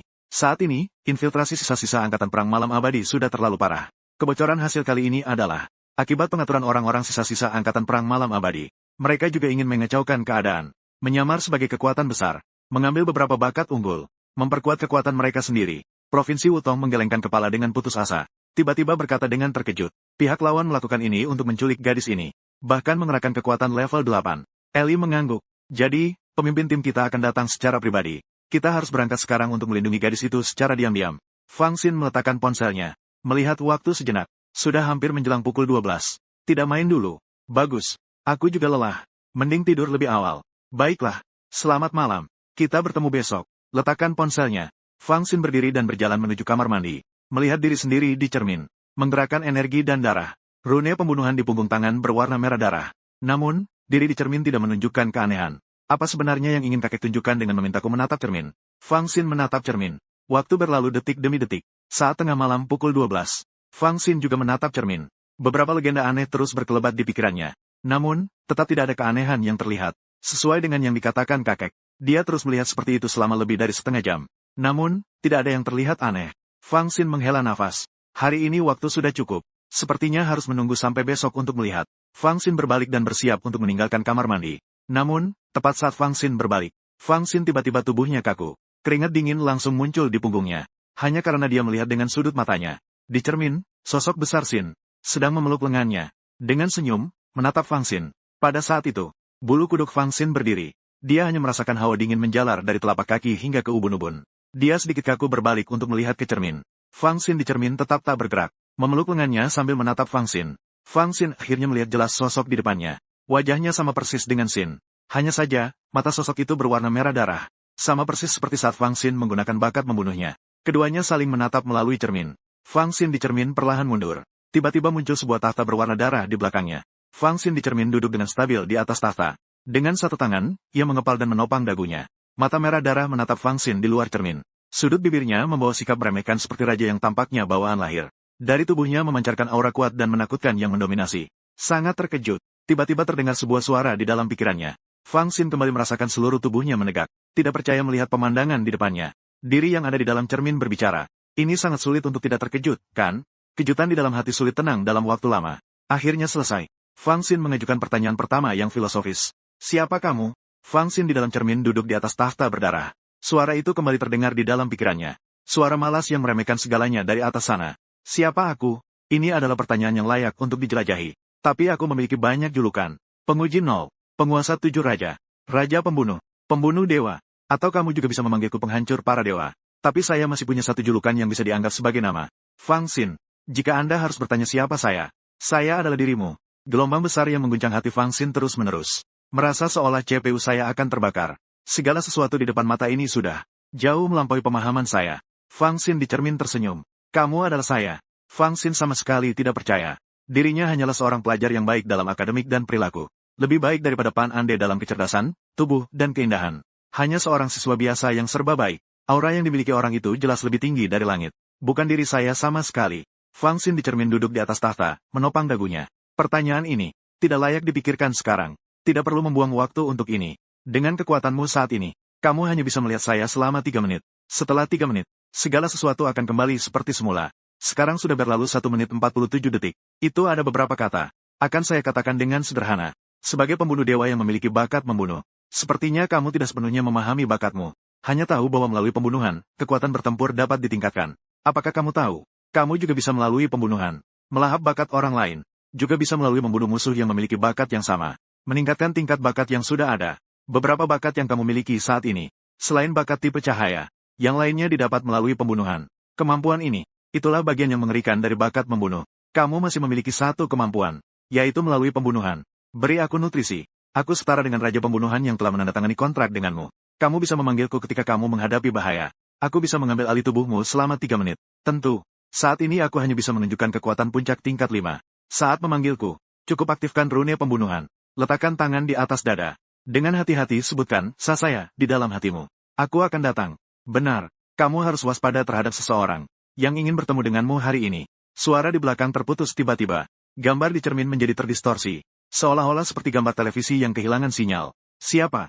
Fang Xin segera mendekati cermin dan bertanya. Fang Xin di dalam cermin juga mendekati cermin. Menatap satu sama lain. Tatapan mereka sama-sama bingung. Fang Xin bergerak. Dirinya di dalam cermin juga bergerak. 3 menit telah berlalu. Segalanya kembali seperti biasa. Fang Xin bersandar pada wastafel. Segala yang terjadi hari ini sedikit melampaui imajinasinya. Mencuci muka. Fang Xin menatap cermin. Fang Xin di dalam cermin mengingatkan dirinya untuk waspada terhadap seseorang. Siapa yang harus diwaspadai? Kalimatnya terputus di tengah jalan. Apa yang ingin kau lakukan denganku hari ini? Fang Xin segera teringat pada Zhu Geheng. Karena satu-satunya orang yang bisa membuat Fang Xin merasakan tekanan dalam kehidupan nyata adalah pria berambut putih dari ruang monster ini. Haruskah aku waspada terhadapnya? Kalau bukan itu, siapa lagi yang bisa kau waspadai? Sepertinya, hanya bisa menunggu sampai besok malam untuk bertanya di depan cermin. Suara perhatian dari Bibi terdengar di luar kamar mandi. Xiao Xin, ada apa denganmu? Apakah ada yang tidak nyaman? Kenapa kamu lama di kamar mandi? Fang Xin segera menjawab. Aku cuma main ponsel sebentar. Anak ini, cepatlah istirahat. Suara Jiang Weidong langsung terdengar. Seperti anjing penjilat. Kau lihat itu? Ada apa jika Xiao Xin bermain sebentar? Xiao Xin punya kemampuan untuk bermain. Anak ingin bermain, biarkan saja. Fang Huilan mendengus. Sangat tidak menghargai perilaku penjilat Jiang Weidong ini. Setelah Fang Xin kembali ke kamar, pandangannya kembali tertuju pada kotak kiriman kakeknya. Tidak ada lokasi pengiriman. Hanya alamat dan nama penerima Fang Xin. Menyimpan ponsel di dalam laci. Fang Xin melihat bulan purnama di luar jendela. Berpikir tentang apa yang dilihat dan didengar. Melihat tangannya sendiri. Tak kusangka bakatnya bisa meningkat. Tapi aku belum pernah mendengar bahwa bakat bisa ditingkatkan. Fang Xin terbangun pagi-pagi karena suara tangisan Jiang Xiaoyu. Jiang Weidong bangun sangat pagi. Dia pergi membeli baozi dari kedai yang paling disukai Fang Xin. Tetapi dia lupa membeli teh susu yang diinginkan Jiang Xiaoyu. Jiang Xiaoyu merasa percaya diri dengan prestasinya kemarin. Dia merasa punya alasan. Dia menunjuk hidung Jiang Weidong dan mulai memarahi dengan keras. Kenapa kamu membeli untuk Fang Xin tetapi tidak untukku? Kamu bahkan pergi jauh sekali. Fang Xin hanya sedikit lebih baik dalam prestasi, kan? Lihat, setelah nilai Fang Xin keluar, kamu jadi seperti apa? Aku adalah putri kandungmu. Dia hanyalah orang yang tidak punya ayah dan ibu. Kenapa kamu begitu memanjakannya? Kamu benar-benar tidak punya harga diri. Aku adalah ayahmu. Bagaimana kamu bisa berbicara seperti itu padaku? Meskipun kamu melahirkanku, itu tidak menjamin kamu adalah ayahku. Jiang Xiaoyu berteriak. Jiang Weidong, yang tidak bisa lagi menahan diri, melayangkan satu tamparan. Jiang Weidong toh adalah orang dewasa. Tenaga dari sebuah tamparan tidak bisa dianggap remeh. Bakat Jiang Xiaoyu dalam mengendalikan binatang. Tidak ada cara untuk meningkatkan ketahanan wajahnya. Wajahnya terpelintir karena tamparan Jiang Weidong. Sekali tamparan langsung jadi patuh. Fang Xin setelah mencuci muka. Saat makan, Jiang Xiaoyu melotot pada Fang Xin. Gigi berbunyi ngik-ngik, tapi tidak berani marah. Sendok bubur dipukul-pukul ke mangkuk, mengeluarkan suara berisik yang menjengkelkan. Xiaoyu, ada apa dengan wajahmu? Fang Xin yang sedang makan bertanya dengan sengaja. Jiang Weidong segera mencari cara untuk meredakan dengan senyum. Anak ini, bicara tanpa sopan santun. Biarkan aku memberi pelajaran sejenak. Fang Xin segera menarik tangan Jiang Weidong. Oh, Paman, tangan Anda baik-baik saja kan? Tidak apa-apa, tidak apa-apa. Mendengar perhatian Fang Xin, Jiang Weidong segera tersenyum lebar. Fang Xin menoleh ke arah Jiang Xiaoyu. Xiaoyu, kamu sudah berapa umur? Kenapa kamu begitu tidak paham? Masih saja menabrak tangan papamu dengan wajahmu. Lihat, tangan paman saya sampai terganggu. Garis karirnya sampai tergeser. Jiang Weidong tampak terpaku. Air mata Jiang Xiaoyu langsung mengalir. Menutup mulut, dia menangis dan berlari kembali ke kamar. Lihat betapa senangnya anak itu. Jiang Xiaocha menahan tawa. Fang Huilan dengan lembut menyentuh kepala Fang Xin. Kenapa kamu begitu jahat? Jiang Xiaocha berkata sambil tertawa. Ibu, kakakku yang suka mengeluarkan kata-kata kasarnya bukan hal baru lagi. Jiang Weidong langsung mengoreksi. Apa itu mulut pedas? Kakakmu ini namanya humor. Fang Xin menggelengkan kepala. Dia menggelengkan kepala. Tanpa bisa menahan diri, teringat pernah membaca sebuah buku kuno dari lebih dari 400 tahun yang lalu. Di dalamnya terdapat sebuah cerita tentang Fan Jin yang lulus ujian. Saat ini, setiap gerakan Jiang Weidong sedikit banyak mirip dengan ayah mertuanya Fan Jin. Hari ini sekolah tidak ada pelajaran. Kamu mau kemana? Jiang Xiaoshai bertanya. Mengajak teman sekelas. Pergi bermain. Pembicaraan. Telepon bergetar sebentar. Pesan suara Chu Xinyao segera menyusul. Telepon Xiao Fang. Saya sudah keluar. Merasa baik-baik saja. Di mana kita bertemu? Wu Tong menekan headset. Semua orang bersiap. Chu Xinyao sudah keluar. Bersiap untuk pergi ke Ocean Temp Pavilion. Musuh sudah bergerak. Harga. Menghitung biaya. Harus melindungi keselamatannya. Ailey tiba-tiba mengangkat kepala. Ada satu hal lagi. Qin Junhao juga menetapkan lokasi untuk mengundang teman-teman. Juga ditetapkan di pameran bertema laut. Setelah Wan Xin keluar dari stasiun Subway, dia melihat Chu Xinyao di seberang jalan. Matanya yang cantik terus menatap pintu keluar. Setelah melihat Fang Xin, dia segera melambaikan tangan sebagai isyarat. Sudah menunggu cukup lama, kan? Fang Xin mendekat dan bertanya. Baru saja sampai. Kalau begitu, ayo berangkat. Chu Xinyao hari ini mengenakan rok pendek JK. Betisnya yang putih lembut bergerak selaras saat dia berjalan. Sepatu kulit kecil, kaos kaki renda putih dengan pola bunga, menambah sedikit kesucian yang tulus. Pusat tema laut ini baru dibuka akhir bulan lalu. Namun, promosi yang dilakukan cukup baik. Jadi ketika datang, masih banyak orang. Pertengahan abad lalu, beberapa tahun setelah manusia menyadari bakat mereka, mereka menemukan banyak hewan juga mulai memiliki kecerdasan. Termasuk di dalamnya adalah makhluk laut. Ciri khas dari pusat tema laut yang baru dibuka ini adalah menangkap banyak makhluk yang telah terbangun. Biota laut dengan bakat khusus. Seluruh akuarium terlihat dari luar. Seolah-olah seekor paus pembunuh bersembunyi di atas tanah. Saat masuk untuk memeriksa tiket, staf berkata sambil tersenyum. Kalian berdua, hari ini bisa menggunakan tiket untuk gratis. Menikmati semua layanan dan pertunjukan di dalam akuarium. Di dalam pavilion tema, ada berbagai macam biota laut. Ada lumba-lumba yang melompat dari permukaan air sambil mengibaskan sirip. Dengan dialek daerah yang kental. Dia datang, adik, dan satu sisi memainkan seruling. Sambil bermain piano, ada gurita. Tidak tahu apakah ini hanya ilusi. Fang Xin merasa bahwa gurita ini memainkan lagu yang muncul penuh dengan kekerasan. Merasa seperti kapan saja bisa membalikkan piano. Ubur-ubur yang menyanyi. Bintang laut yang berlari di dasar air dengan celana pendek. Dengan penjepit besar mengayunkan tangan dari pengunjung. Kepiting raja dengan ujung di dalam. Masih ada orang yang memiliki kemampuan air mengenakan kostum ikan duyung. Di dasar laut menari bersama ikan-ikan. Namun seluruh akuarium paling ramai adalah pertunjukan arena pertarungan hewan laut. Saat ini yang sedang bertarung adalah seekor kuda laut yang mengenakan armor dan memiliki gigi panjang. Dan seekor belut listrik yang tubuhnya berkilau dengan busur listrik. Kuda laut itu memiliki kekuatan tempur yang sangat. Setelah beberapa kali menyerang, ternyata mampu membuat belut listrik terluka parah. Penonton semua bersorak. Fang Xin melihat kuda laut dan belut listrik yang sedang bertarung. Sungguh, ini adalah sesuatu yang jarang dilihat. Bisa melihat kuda laut dan belut listrik bertarung seperti ini.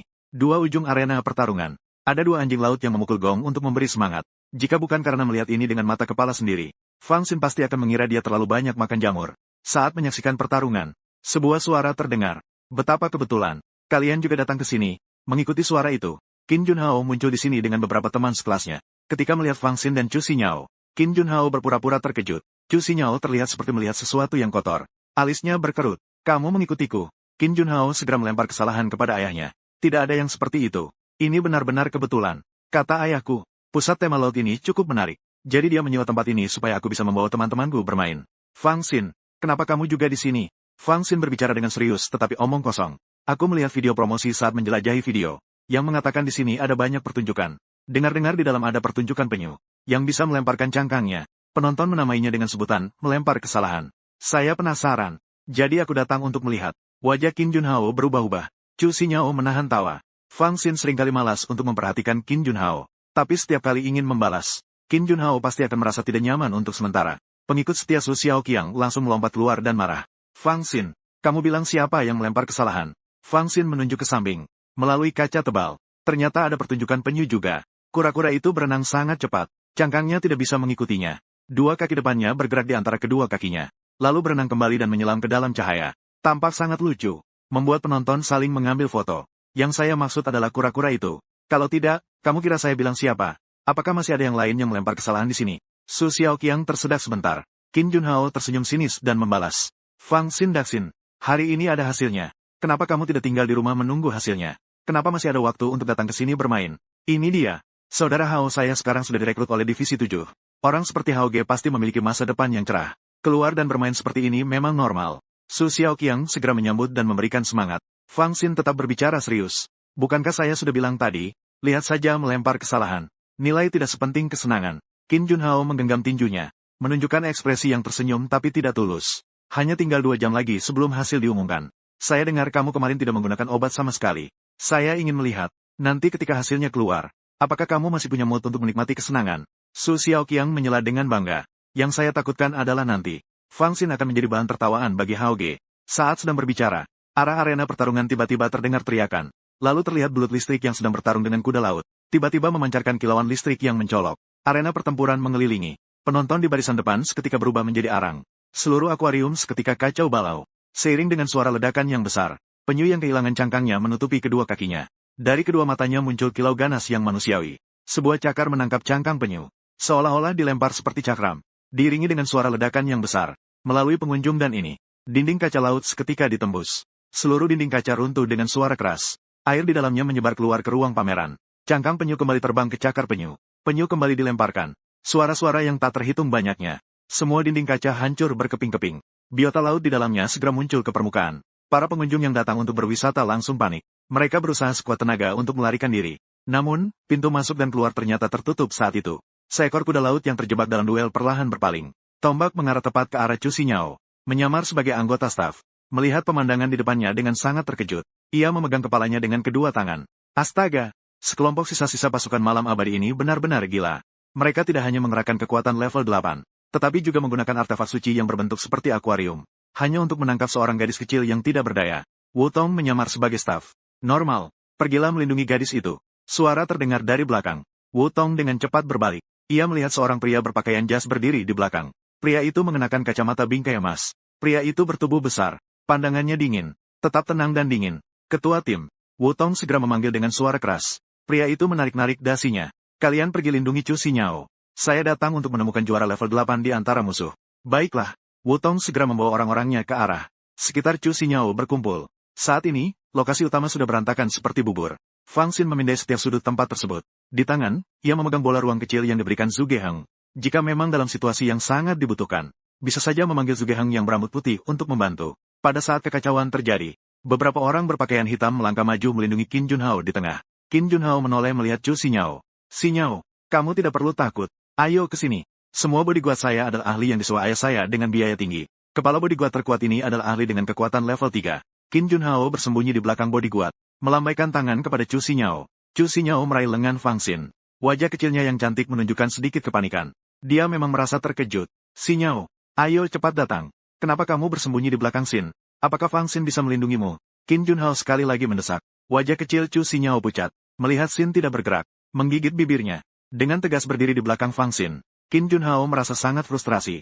Dia berkata kepada beberapa bodyguard, jangan bertindak sebelum saat-saat penting. Aku pasti akan memberi mereka pelajaran. Biarkan mereka tahu bahwa aku yang paling bisa diandalkan. Juga, fokus pada melindungi Chu Xinyao. Fang Xin itu tidak perlu diperhatikan. Tatapan Fang Xin tertuju pada seekor kuda laut yang memegang tombak. Tombak yang dipegang kuda laut itu mengarah ke arah Chu Xinyao. Kuda laut tiba-tiba melesat ke arah Chu Xinyao. Di atas permukaan air membentuk garis putih bersih. Hampir dalam hitungan napas, kuda laut sudah berada di depan. Spear di tangan menuju ke Chu Xinyao. Meskipun serangan ini tidak ditujukan ke titik vital, tapi bisa membuat Chu Xinyao kehilangan kemampuan untuk bergerak. Fang Xin menarik Chu Xinyao mundur dengan cepat. Hampir dalam waktu yang bersamaan, beberapa sosok melesat di samping. Pemimpin, Wu Tong, tampil dengan pose yang dianggapnya sangat elegan. Pedang berhasil menangkis serangan kuda laut, menghalangi di depan. Aili bersama timnya menghalangi di depan Chu Xinyao. Nona Chu, kami datang untuk melindungi Anda. Fang Xin tertegun sejenak. Melihat sekeliling Chu Xinyao. Chu Xinyao ternyata bisa membuat Divisi 7 datang melindungi. Latar belakang seperti apa sebenarnya? Ibunya memang memiliki kekuatan tertentu. Namun, itu belum cukup untuk membuat Divisi 7 datang melindungi putrinya. Itu membuktikan, ayah Chu Xinyao sama seperti di dalam legenda. Bukan orang biasa. Fang Xin mengangkat kepalanya.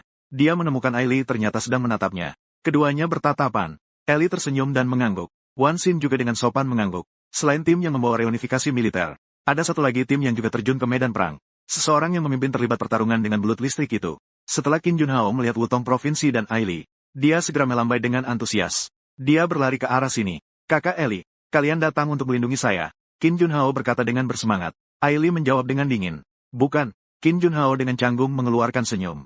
Ingin pamer tetapi gagal. Segera mengalihkan topik. Apakah itu divisi 7 kita yang sedang melaksanakan tugas? Qin Junhao berusaha membujuk. Bolehkah saya bergabung? Saya membawa pengawal. Kapten pengawal saya memiliki kekuatan tempur level 3. Saya ingin berjuang berdampingan dengan kalian. Wu Tong melirik Qin Junhao. Wajahnya penuh dengan rasa putus asa. Setiap kali melihat Qin Junhao, dia merasa sangat tidak nyaman. Pergi dengan semangat. Hasilnya mendapatkan barang seperti ini. Dan jika kontrak yang ditandatangani kemarin dibatalkan hari ini, reputasi divisi 7 akan jatuh drastis. Melihat Qin Junhao, Wu Tong seolah melihat tiang kehinaannya sendiri. Apa yang tidak terlihat adalah yang terbaik. Aili, bawa mereka mencari jalan keluar. Pastikan untuk mengantar Nona Chu keluar dengan aman. Mengerti? Mengantar Nona Chu. Qin Junhao terlihat bingung. Sungguh terkejut melihat Chu Xinyao. Tidak menyangka identitas Chu Xinyao begitu luar biasa. Semua bisa membuat divisi 7 datang untuk melindungi. Siswa-siswa lain juga menunjukkan ekspresi terkejut. Ikuti saya. Eli mengatakan. Membawa tim kecil dari divisi 7. Melindungi Chu Xinyao di tengah. Berlari menuju arah jalur aman. Klak-klek-klek. Jauh sekali. Dan gurita yang memainkan seruling dan piano itu. Kuku-kukunya tiba-tiba menekan tuts piano dengan liar. Mengeluarkan suara piano yang membuat jiwa gundah. Seruling juga mengeluarkan suara nyaring yang menusuk telinga. Suara itu membuat orang merasa gelisah. Dan makhluk laut yang menyerang itu mendengar suara piano. Mata mereka berwarna merah menyala. Sangat gelisah. Seolah-olah mereka mendapatkan dorongan. Saat bertarung sepertinya tidak merasakan sakit. Terus maju. Tidak berhenti sampai tetes darah terakhir mengalir. Dan ubur-ubur yang bernyanyi itu mengapung di dalam air. Mengeluarkan suara yang indah. Setelah mendengar suara ini, akan memberikan orang perasaan mengantuk. Tidak baik. Gurita dan ubur-ubur dengan bakat spiritual. Aili, membentuk formasi. Melindungi Nona Chu. Wu Tong yang bertarung dengan kuda laut berubah wajahnya menjadi suram. Jam tangan kilat Eli. Perangkat pintar terhubung terbang keluar dari situ. Setelah dipisahkan, jatuh ke tanah. 3 anggota tim lainnya segera mengikuti. Perangkat pintar terhubung memancarkan sinar merah. Terhubung. Membentuk sebuah perisai 8 sisi. Langsung menghalangi air yang meluap dan gelombang suara. Adegan ajaib ini membuat beberapa siswa merasa penasaran. Qin Junhao melihat perangkat pintar terhubung di tanah dengan antusias. Dengan bangga menjelaskan kepada siswa lainnya. Ini disebut perangkat pintar terhubung dari Tiandun. Merupakan artefak yang dikembangkan secara mandiri oleh Badan Tiandun. Hanya anggota resmi yang memilikinya. Perlu berada di Badan Tahan Langit selama 1 tahun. Baru bisa mendapatkannya. Panggilan akrab untuk orang kaya. Sungguh mengagumi kamu. Sungguh aku iri padamu. Setelah 1 tahun, kamu juga akan memiliki barang ajaib ini. Su Xiaoqiang tanpa ragu memberikan pujian. Siswa lain menatap dengan penuh kekaguman. Qin Junhao tersenyum di sudut bibirnya. Tatapannya menyapu Fang Xin dan Chu Xinyao. Dengan ekspresi seolah berkata, lihat betapa hebatnya aku. Fang Xin membalas dengan ekspresi mengabaikan. Tatapannya melintasi perangkat pintar terhubung ini. Kemarin, rambut putih juga memberikan satu kepada Fang Xin. Saat itu, dia mengira itu hanya alat komunikasi untuk mencari informasi. Tidak menyangka ada efek ajaib seperti ini. Sebenarnya, dia berpikir itu akan bertahan sebentar. Tapi tidak menyangka. Hampir saja di detik berikutnya. Penyu laut yang sebelumnya datang lagi dengan melempar kesalahan. Cangkang penyu berputar dan terbang ke arah sini. Terjatuh dengan keras di atas batas energi. Batas energi mengeluarkan suara keras. Pelindung yang hampir transparan muncul retak. Semua orang terkejut. Tidak ada yang menyangka kura-kura ini begitu kuat. Hampir tepat di detik berikutnya. Sebuah hawa dingin menyerang. Air di luar batasan sekejap membeku. Batasan itu dipenuhi retakan karena beku. Batasan itu seketika hancur. Cangkang itu berputar dan terbang kembali ke arah kura-kura. Kura-kura itu kembali melempar. Kali ini, ia akan menghancurkan semua orang di dalam batasan. Namun kali ini, cangkang itu belum sampai di sini. Langsung ditendang kembali oleh seseorang. Cangkang itu menabrak kura-kura dengan keras. Kura-kura itu meluncur terbalik di permukaan air. Menabrak tembok. Berjuang beberapa kali sebelum diam. Seorang pria berpakaian jas menghalangi di depan batasan. Kakinya diinjak dengan kuat. Permukaan es retak. Gelombang air menyapu pergi ke sekeliling. Di tempat kecil kita, Lanceng, tidak ada yang berkuasa level 8. Pria itu menyesuaikan kacamatanya. Membawa mereka keluar dari sudut tenggara. Eli mengangguk. Baiklah, ketua tim. Qin Junhao mendengar 2 kata itu seperti terkejut. Ternyata itu adalah ketua tim. Ada apa dengan ketua tim, Hao Ge? Su Xiaoqiang seperti pengikut setia. Qin Junhao dengan bersemangat dan penuh kekaguman melihat sosok pria beksuit itu. Gelar tertinggi di divisi 7 adalah kepala departemen. Di bawah kepala departemen terdapat ketua tim. Di bawah kapten tim terdapat kapten kelompok kecil. Kakak Aili adalah kapten kelompok kecil. Diperlukan tingkat kekuatan tempur level 3 untuk menjabat. Tim dipimpin oleh kapten tim. Diperlukan tingkat kekuatan tempur level 5 untuk menjabat. Sedangkan ketua tim, itu memerlukan tingkat kekuatan tempur level 8 untuk menjabat. Su Xiaoqiang dengan terkejut berkata, astaga, di tempat kecil kita, Lanceng ini, tidak ada yang kuat level 8 yang bertugas. Hari ini bisa melihat yang hidup. Fang Xin melirik Chu Xinyao. Ternyata bisa mengerahkan ketua tim dengan minimal level 8 untuk melindungi. Apa sebenarnya keberadaan ayah Chu Xinyao? Pria berpakaian jas menarik-narik dasinya. Mata dingin di balik kacamata berkawat emas memandang ke arah kumpulan ikan. Penyanyi yang mengenakan kostum ikan itu. Teman, bekerja sudah bikin frustrasi. Kamu masih bersembunyi di balik bayang-bayang dan memainkan trik licik. Itu semakin menjengkelkan. Kumpulan ikan menyebar. Penyanyi itu tersenyum. Ternyata itu adalah Seng Suzang dari Divisi 7. Tidak menyangka seorang ketua tim dikerahkan. Pria berpakaian jas mengulur dasinya yang melilit di lengan. Artefak suci yang begitu bagus ini. Biarkan kamu menggunakannya. Sama sekali tidak bisa memanfaatkan kekuatan. Betul-betul buang-buang barang berharga. Kalaupun begitu, cobalah lagi. Penyanyi itu dengan ekspresi dingin mengangkat tangan. Menjadikannya sebagai pusat. Kembali membekukan ke segala arah. Sepertinya ingin menjadikan tempat ini sebagai dunia es dan salju. Ikan di sekelilingnya berubah menjadi kerucut berputar yang dilapisi es. Menuju pria berpakaian jas. Pria berpakaian jas terjerat di lengan. Dasinya memancarkan cahaya emas yang mencolok. Seolah-olah seperti kapal pemecah es menuju. Penyidik menyusup dengan semangat. Permukaan es ketika pecah menjadi retakan besar. Jangan lihat lagi. Ayo cepat pergi. Ailey mengingatkan dengan suara. Sekumpulan teman sekelas tersadar dari keterkejutan. Apakah ini yang dimaksud dengan pertarungan antara para yang kuat? Ellie memimpin jalan. Tapi tidak menyangka. Jalan di depan terhalang oleh seekor lumba-lumba. Lumba-lumba itu melihat sekelompok orang yang datang. Pandangannya tertuju pada Qin Junhao. Lumba-lumba itu berbicara dengan dialek yang kuat. Apa yang kamu lihat? Qin Junhao bersembunyi di balik beberapa bodyguard. Apa mau kau? Kau ini anak kecil yang menyebalkan. Bersama siapa? Lumba-lumba itu langsung marah. Fang Xin melihat lumba-lumba yang berbicara seperti manusia. Beberapa hewan memiliki IQ yang sangat tinggi. Banyak hewan berbakat juga dapat berbicara seperti manusia. Lumba-lumba berputar satu lingkaran. Lumba-lumba menerjang ke arah sini. Ailey terlebih dahulu menghalangi di depan. Cahaya pisau berpola biru berkilau. Dia langsung bertarung dengan lumba-lumba. Lumba-lumba memiliki kemampuan elemen air. Sementara itu, Ailey memiliki kemampuan membunuh. Keduanya memiliki tingkat kekuatan tempur level 3. Mereka bertarung dengan seimbang. Qin Junhao dan kelompoknya melihat dengan tegang. Namun Fang Xin, yang telah mengalami banyak pertempuran, tidak menganggapnya serius. Sisi lambung lumba-lumba sudah muncul bekas luka. Ya ampun, kau wanita jalang. Aku akan membunuhmu. Macan, kalian berdua lagi ngapain sih? Aku akan menahan wanita jalang ini. Kalian berdua ngapain sih? Pergi tangkap target itu. Mari kita kembali dan laporkan. 2 ekor muncul dari samping. Sepertinya itu adalah singa laut yang memukul genderang di arena sebelumnya. Membawa beberapa prajurit udang dan kepiting. Menghampiri Chu Xinyao. Lindungi Nona Chu dengan baik. Ellie berbalik dan berteriak. 3 anggota tim mengelilingi Chu Xinyao di tengah. Dengan segera bertarung melawan lawan. Jumlah lawan terlalu banyak. 3 anggota tim sedikit kewalahan. Dan kedua anjing laut tersebut berada di puncak level 3. Qin Junhao menjilat bibirnya. Begitu melihat kesempatan muncul. Sanyao, jangan takut, aku melindungimu. Namun, detik berikutnya, kedua anjing laut membuka mulutnya dan mengeluarkan sebuah drum. Memukul dadanya, genderang mengeluarkan suara yang memekakkan telinga. Dalam sekejap, ketiga anggota tim kehilangan fokus. 1 anggota tim langsung hancur menjadi kabut darah. 2 anggota tim lainnya juga terluka. Kedua anjing laut mengubah arah, langsung menyerang Chu Xinyao. Adegan ini membuat banyak siswa yang hadir terkejut. Ini adalah pertama kalinya menghadapi kematian begitu dekat. Melihat anjing laut mendekat, Kapten pengawal Qin Junhao mengikuti arahan Qin Junhao sebelumnya. Ingin datang untuk melindungi Chu Xinyao. Namun, Qin Junhao menarik kapten pengawalnya. Untuk melindunginya untuk apa? Lindungi aku. 2 anjing laut sudah dekat. Ailey ingin berbalik kembali.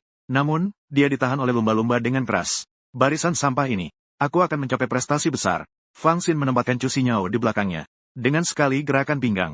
Tinju ini adalah pukulan ganas setelah banyak sekali ujian hidup dan mati. Tanpa menggunakan obat pun bisa dicapai. Pukulan bakat kekuatan tingkat SS yang luar biasa. Juga merupakan jalan yang paling sederhana, bersih dan efisien. Sebuah pukulan yang perkasa dan keras, menembus semua penghalang. Lengan bergesekan dengan udara mengeluarkan suara ledakan tajam yang menyengat. Pukulan tepat mengenai dada anjing laut. 1 pukulan langsung menembus dada anjing laut yang paling depan. Darah memancar dari jantung anjing laut. Setelah berjuang beberapa kali, dia jatuh ke tanah. Fang Xin terus bergerak, melompat dengan gesit. Kakinya menempel di kepala anjing laut lainnya. Siku seperti pisau. Siku menghantam dengan gila. Suara ledakan terdengar. Kepala anjing laut hancur. Darah meluap dari mulut dan hidung. Darah membanjiri hidung. Jatuh ke tanah tanpa daya. Setelah berjuang beberapa kali, terbaring di tanah tanpa gerakan. Semua ini panjang ceritanya. Tapi semuanya terjadi dalam sekejap mata. Fang Xin tak berekspresi. Mengambil dari tanah yang tidak lebih tinggi dari lutut. Air mencuci tinju yang berlumuran darah. Ailey dengan mata biru esnya berkilau. Seekor lumba-lumba berteriak. Sungguh keterlaluan. Bagaimana masih ada ahli tersembunyi? Si kecil ini masih seorang siswa juga. Fang Xin telah mencuci tangannya.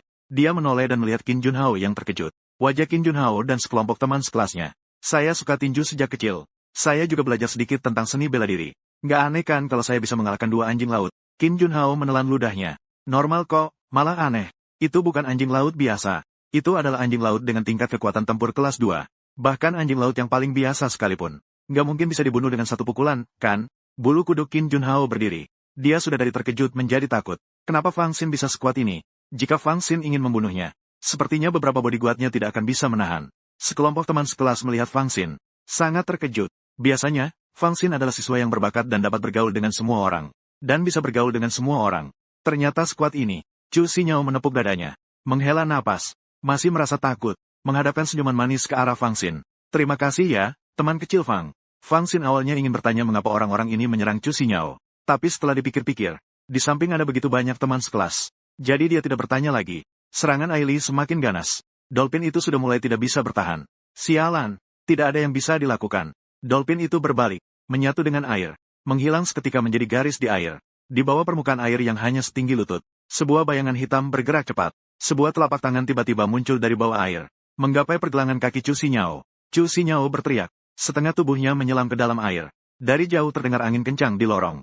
Permukaan air bergejolak. Sebuah cahaya emas yang menyilaukan meluncur ke arah sini.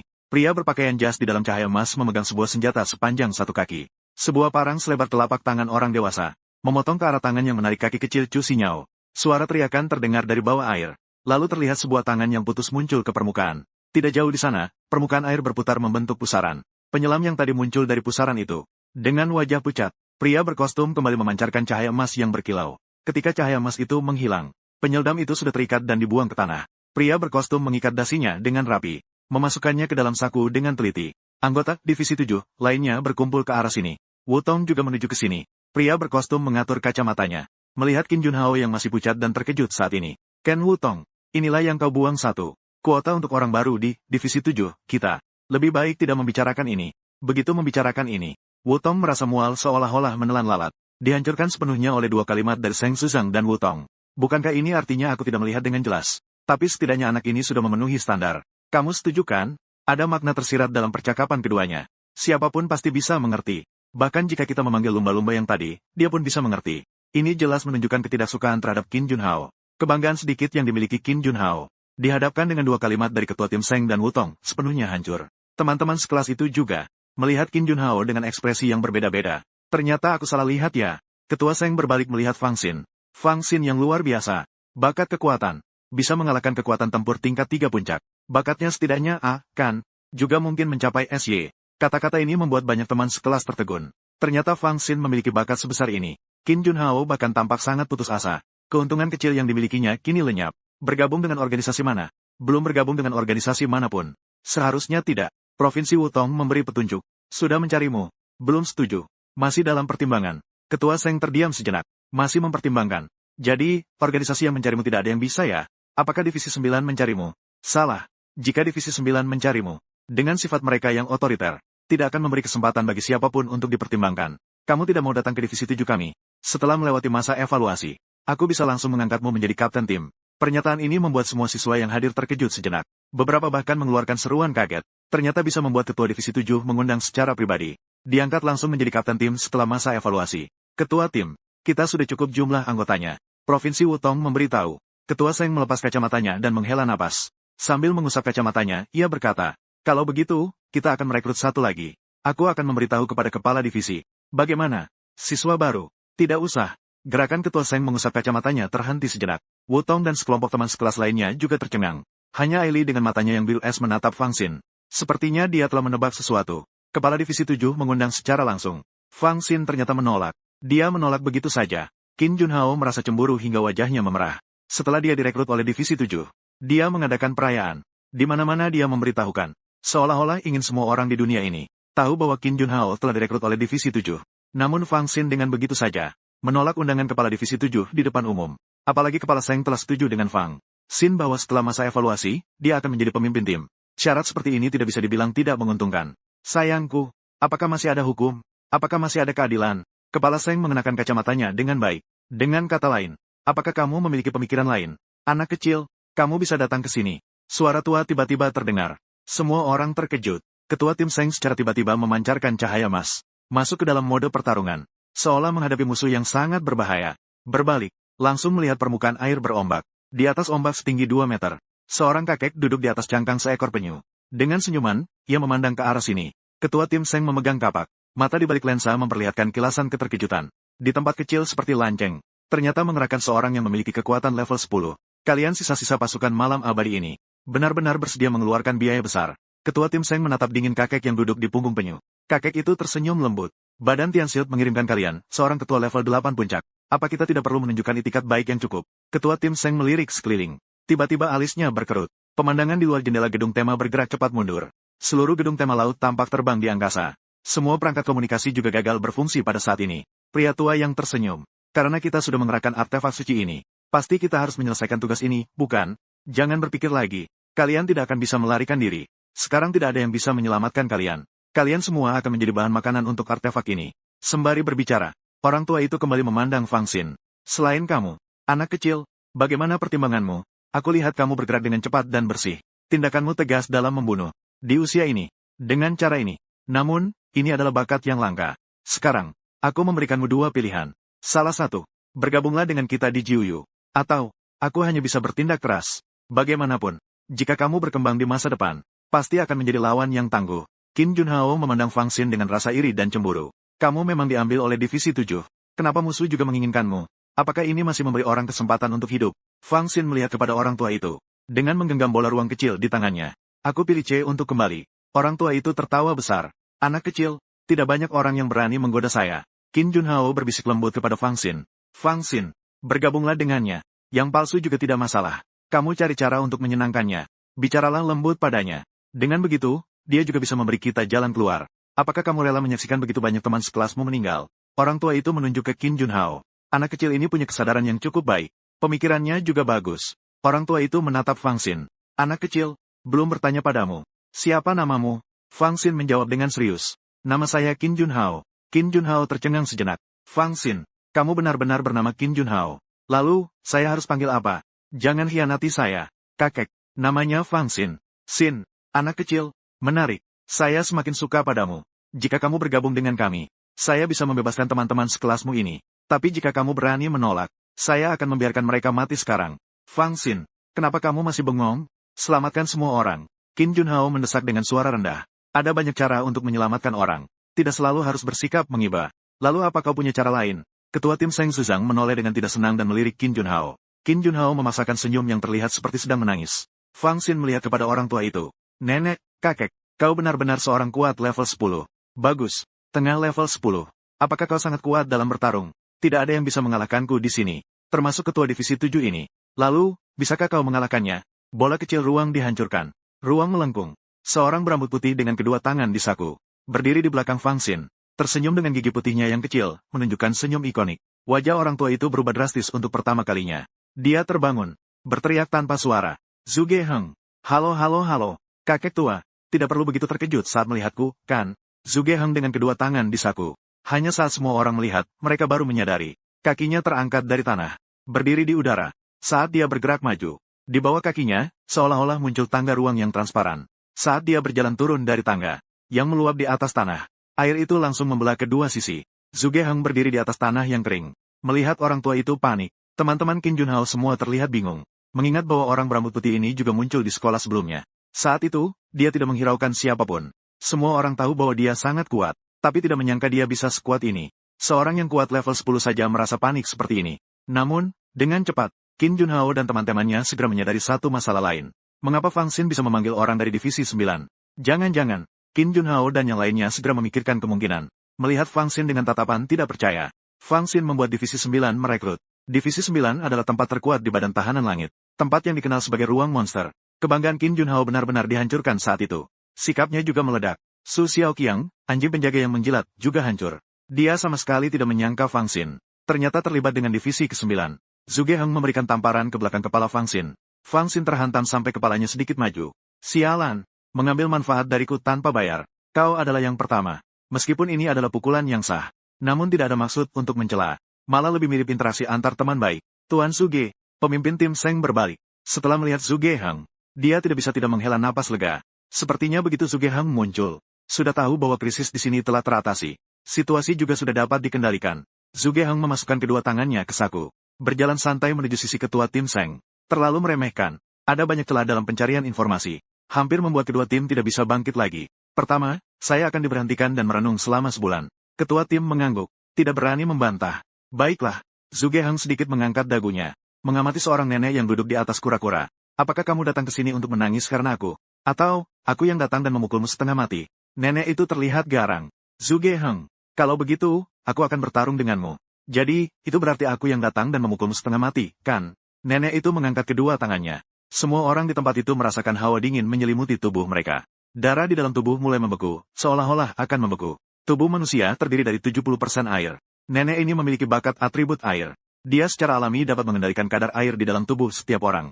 Nenek itu mengangkat jarinya dan mengarah ke depan sedikit lagi. Dinding lorong mengeluarkan cairan kental yang sangat korosif dan menyengat. Sepertinya ingin melelehkan semua orang. Semua harus mati di hadapku. Nenek itu mengaum dengan keras. Tetapi detik berikutnya, sang lelaki tua langsung kaku. Di sudut matanya, Zhuge Heng entah kapan berdiri di samping lelaki tua itu.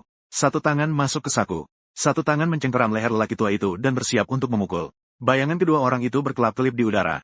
Menghilang begitu saja. Dalam sekejap berikutnya, keduanya muncul tiba-tiba di depan dinding. Dengan suara ledakan yang keras, lelaki tua itu ditekan ke dalam dinding oleh Zhuge Heng.